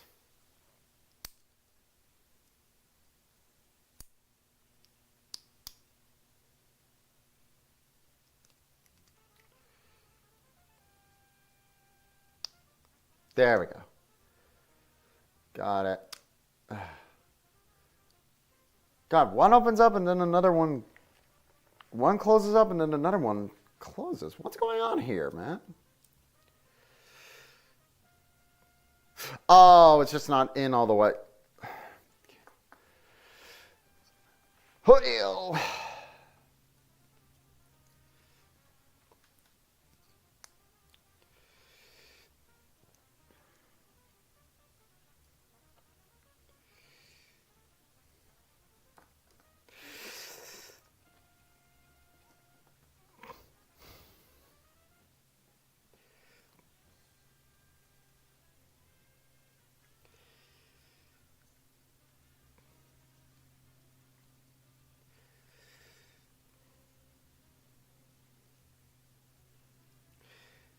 Close enough. Got it.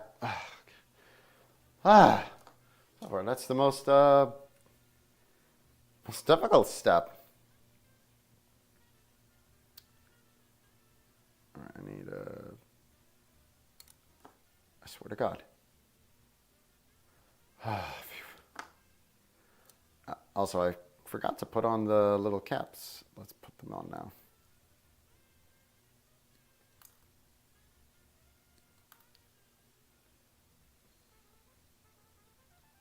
So you need 1, 2, 3, 4, 5.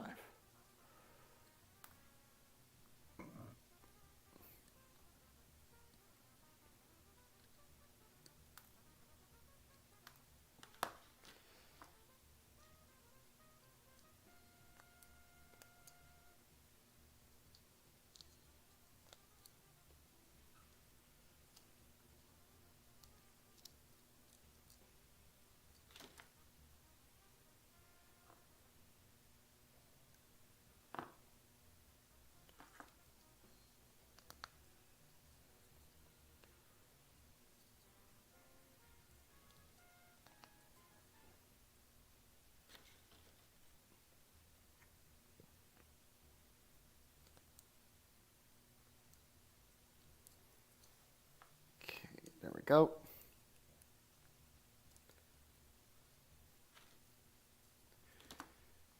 And then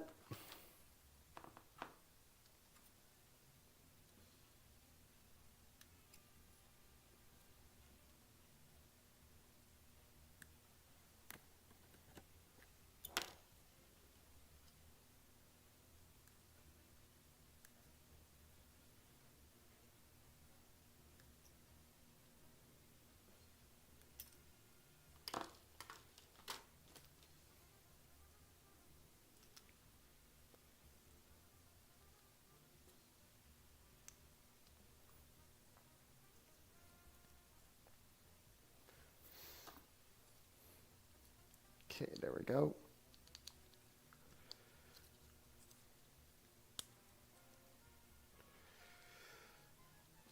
And then one more little armor piece.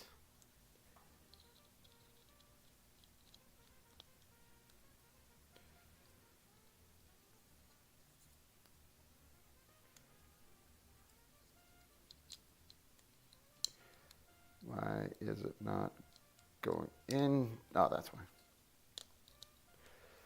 Okay, cool.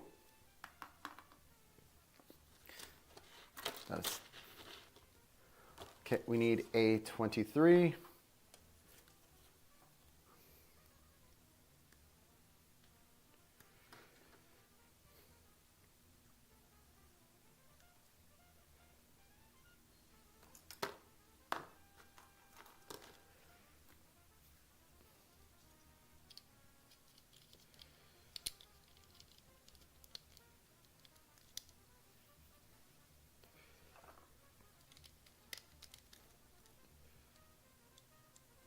Okay, waste.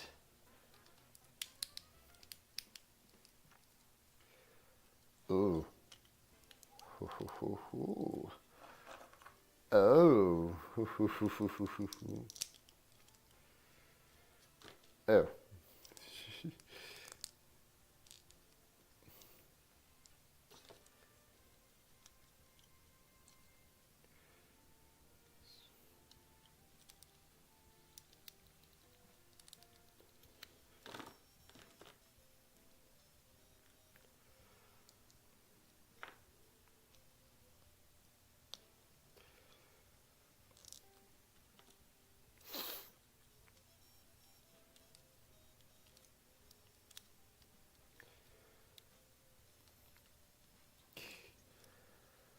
This is intriguing.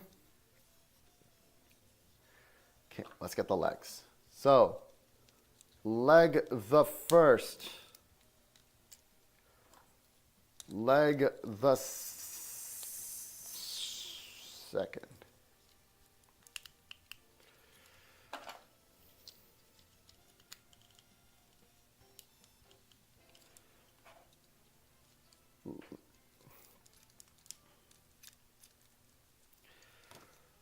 Okay, and then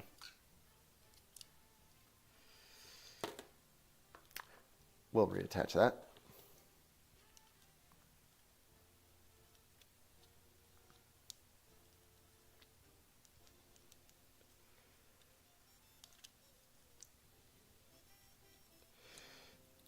Tell you, these are not.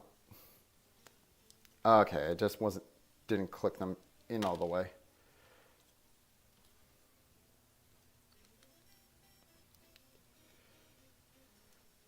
Okay, how do I get it on?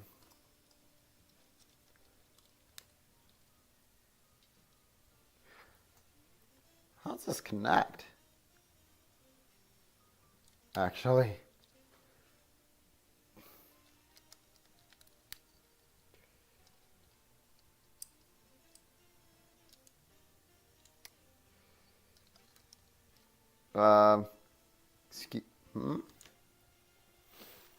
Hold on. Hang on. Just gonna check something real quick. I didn't miss a step, did I?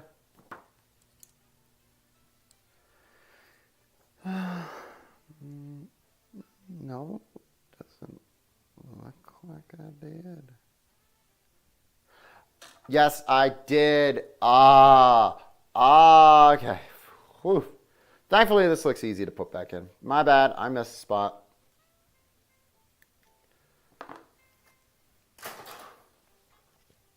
So, what I do is, how does this go in?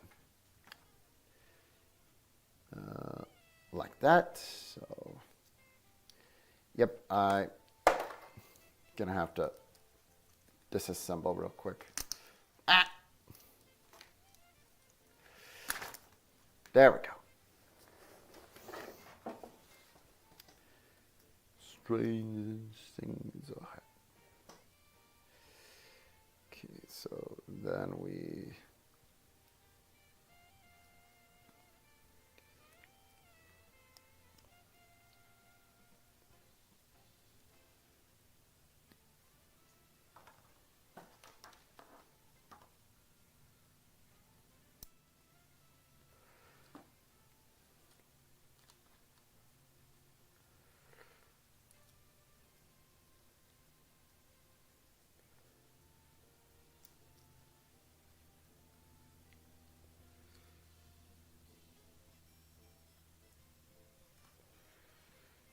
Then let's just get this all back in order now.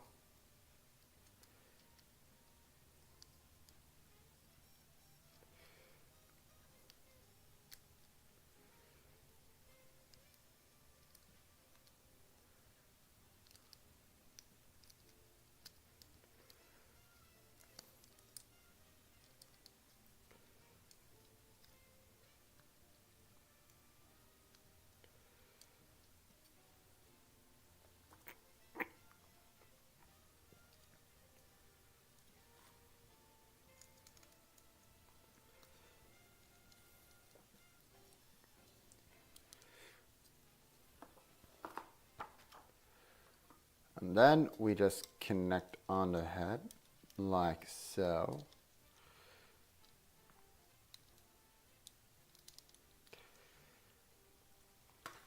Okay, and then what else do we need? We need the tail.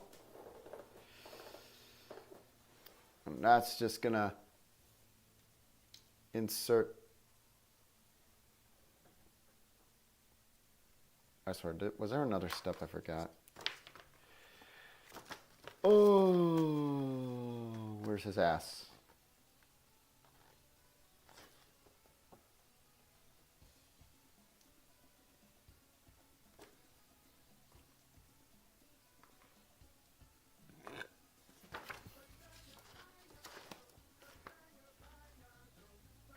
Should just connect in there, but that ball is really tiny.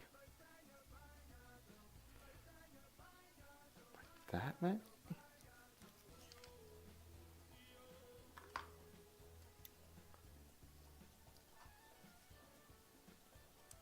Okay, I had to check. His ass is not backwards.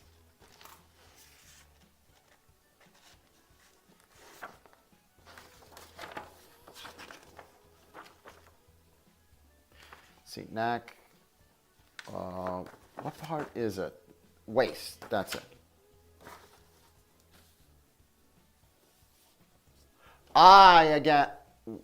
Yet again, Uncle You is a fucking idiot. This bit fell out. Or maybe I just didn't attach it. Regardless, hold on. Hold on.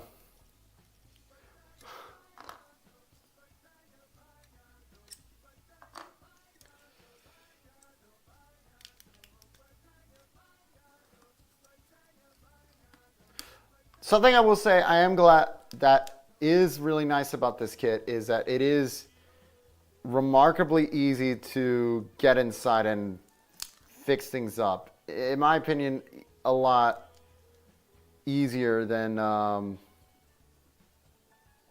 Bandai kind of makes it sometimes.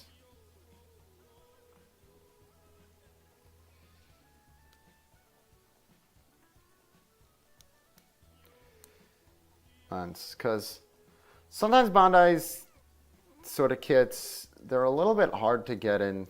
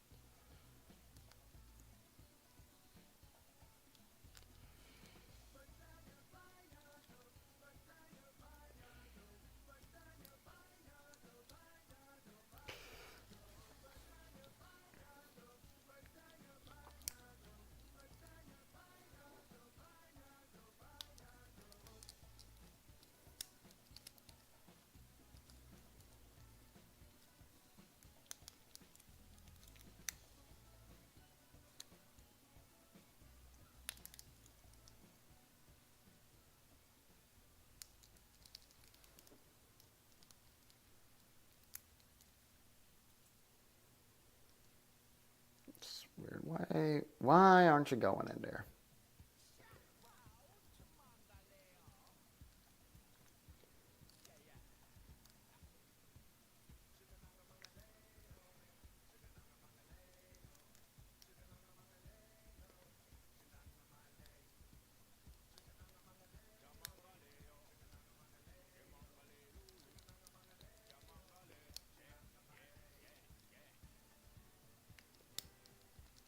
Get in there. Get in there.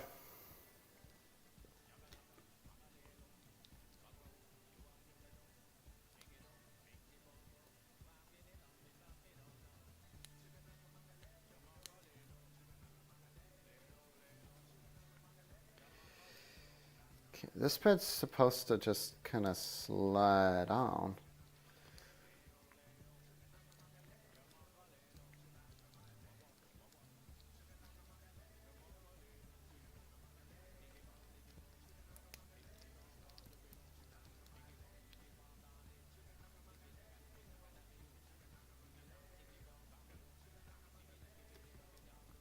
Is this in backwards, maybe?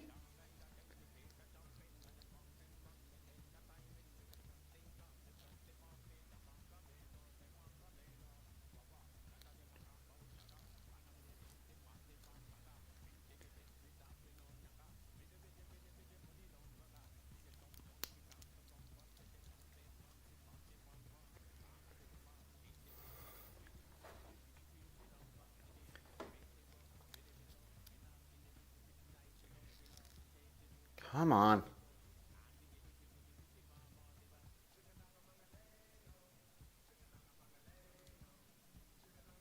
They tell you to make a piece levitate for half the bill? Jeez. That sounds awful, man. Okay, what is going on here? Let me see here.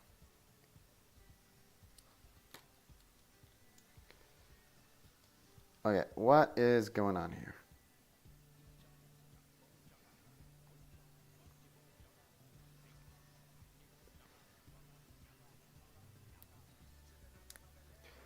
Okay, that went in fine.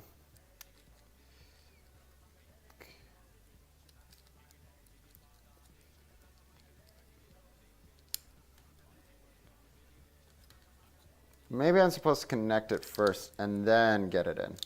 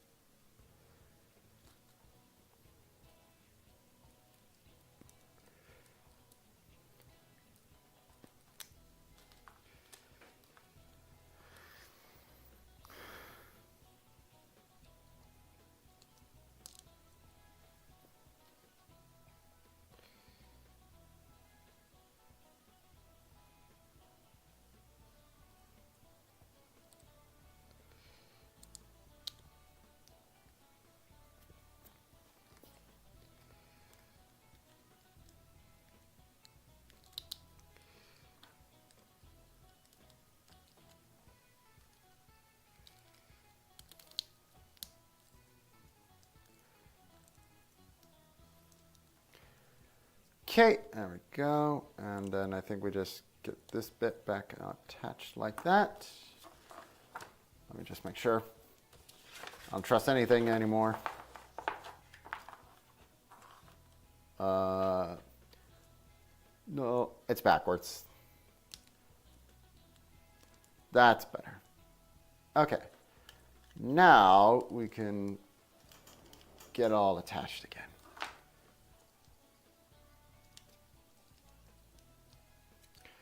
Fuck me, this thing's really articulated, actually.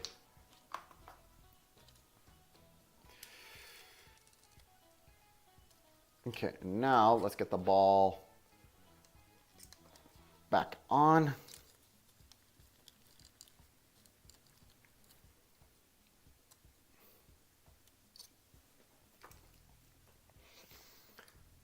Okay, and then we want the late. Oh, we still need also the swords on the back, on the sides. Where do those go? Ah, right here. So this one goes here.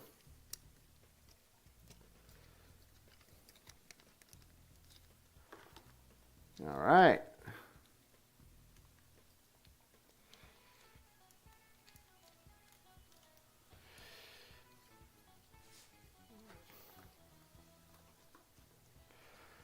Let's get the pilots. So I can't tell the difference between these pilots, but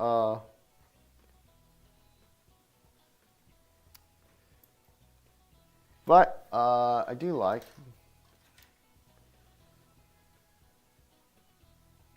Oh, these are specific characters. I just have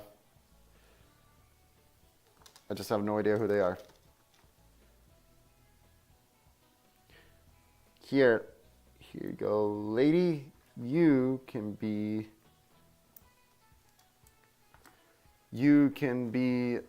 the pilot, and you cannot fall into the void.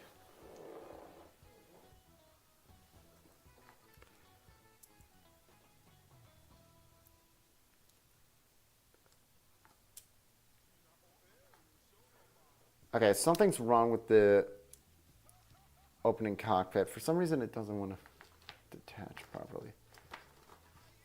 All right. So the question is now, what do we do with the effect pieces? All right. So the instructions are here. Here we are. So, what do I think of the overall look? This looks. Oh wow. This looks fantastic, to be honest. Pretty simple build for the most part. It looks really nice, actually. It's got, moving head. Actually, oh wow. Wow. That goes pretty high up. Opening mouth. Yep. Can we get a little bit more movement at the head itself? Kind of. All right. Arms. Oh my god. Ooh. Ooh. I thought because these weren't on ball joints, they wouldn't be as maneuverable, but it is really nice. This could have used a thigh swivel, though. I'm going to be honest. This part here could have used like a little bit of a swivel, but still works nice. You got a little bit of flex at the paw. No ankle pivot. Oh, actually, no. I lied. There is a pivot, so that is nice. But here's the part I was kind of interested in. Let me move the blades up so that they're out of the way. You do get a little bit of side to side at the hips, and it goes up and down. That's really nice. All right. So we can get, a little bit of cat butt in the air. Let's move it. Aw, big stretch. That's really cool. Okay, let's see. There is a movable E-shield generator. There we go. E-shields generated, I guess. Sure. Whatever. Movable completion refrigerator generator. I'm sure that's in the show. That's really cool, but there is booster rockets, and yep, you just ping those off. Nice. Okay, that's a little bit better. Laser blade deployment. So you can just tilt these down, and that is actually cool. That is really nice. And you have different positions. There we go. Tail is movable, but I will say this is one of those things I wish was on either on multiple ball joints or a bendy wire. Just some nice movable tails would be really cool. And then let's get the laser blade ignition effect.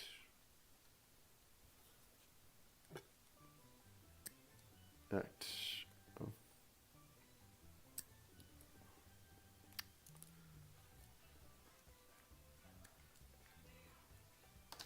All right, we're almost done here, and then we're gonna get one more.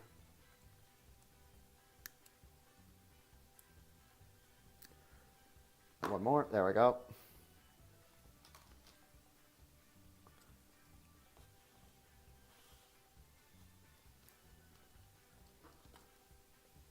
Let's see how this looks. Okay. Yeah. Yeah. I'm not usually keen on like blast effects or laser on blast effects, but this, hell yeah. Yeah, that looks sick. Just started working on Master Grade Marasai. Oh, let me look at that one. Let me tell, phone. Chicken is fine. Not gonna lie, I didn't.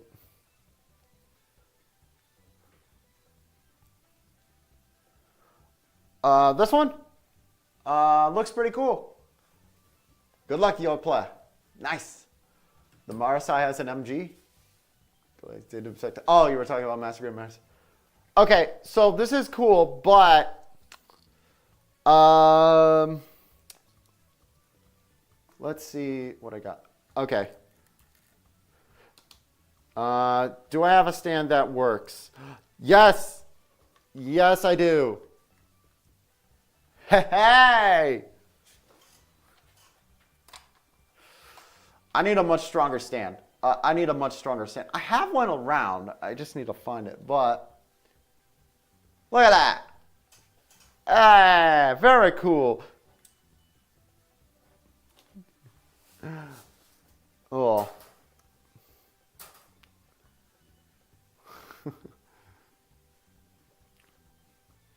No. I'm going to feed my... I got an idea, actually. Hold on. I'm actually going to keep the blade effects on for now because they look cool. And also, I don't want to have to lose the accessory. But I... Kitty. Neko. Okay, you know what I'm going to do? Does Kitty want a treat? Kitty want a treat?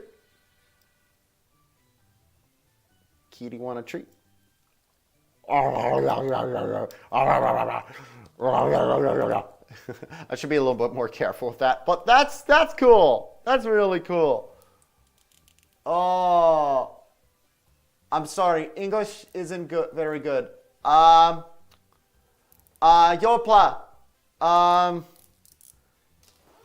If you want to type in Japanese or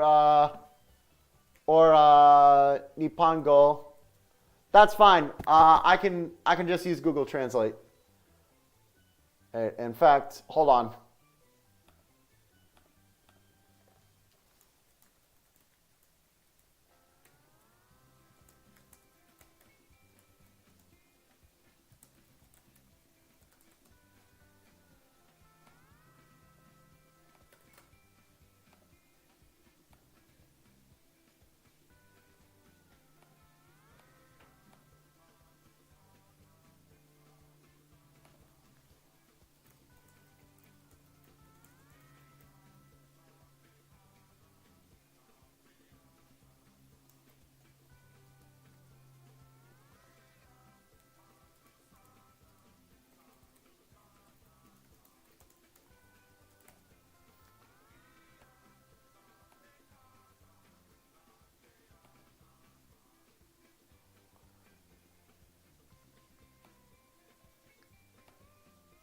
Okay, hold on.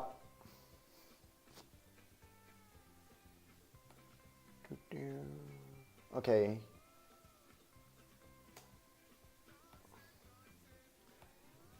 Here you go, Yopla. Again.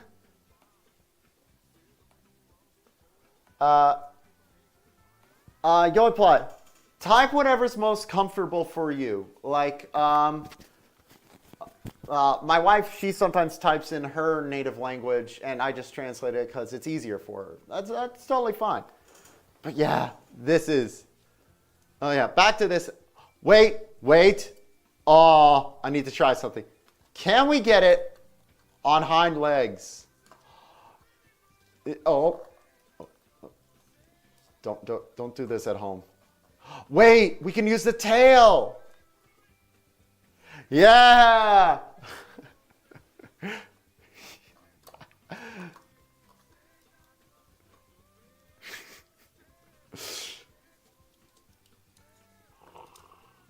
Oh, this is cool. This is really cool. I need to get more of these Zoids at some point. I do see them. Hobby Lobby has them all the time, so maybe I'll get some more at some point. I definitely want the monkey. I need the monkey. Yeah,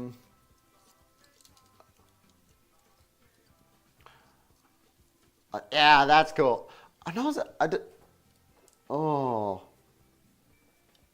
Oh.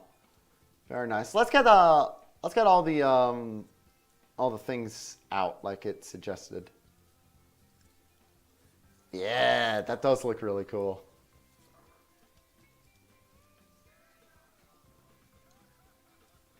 That's a really cool set. Oh.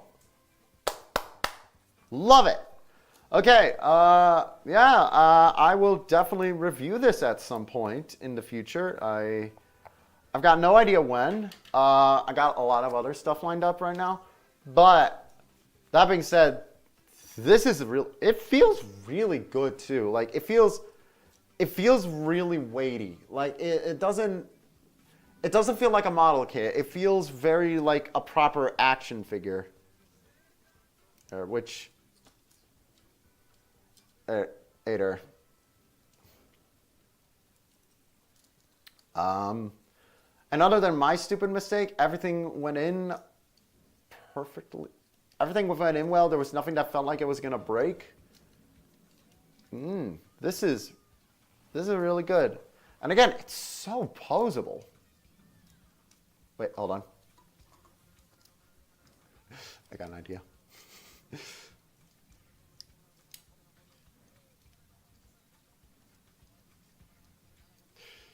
Can I extend this out more? Yes, I can.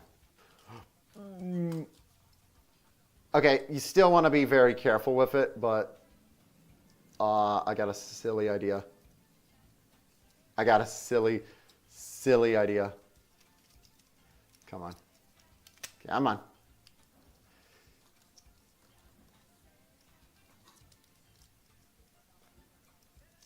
Come on. Okay, let's see. Can I work one of the crunches to be a little bit more?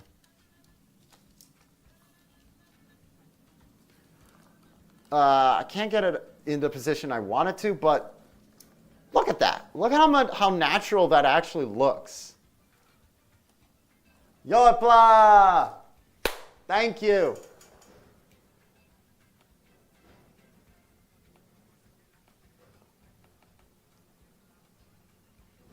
Aw, you're welcome. Hey. Second of which, the Spooter from earlier seems a Spooter. I might be turning into Spooter Man. Good luck with that, man. Okay, so I think that's just about gonna wrap it up for now. I'll let you guys know when the next. I'll let you guys know when the next stream will be. Shut up, garbage can outside. I'm sorry. So and while you guys are at it, I have a new, like I said, I have a new review live.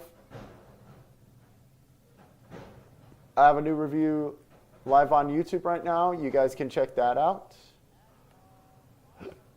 Oh, no, don't play just me. So I think that'll be all for now. Thank you so much, everybody. Hope you have a wonderful day. See you all next time. This was really fun. Time to clean up now.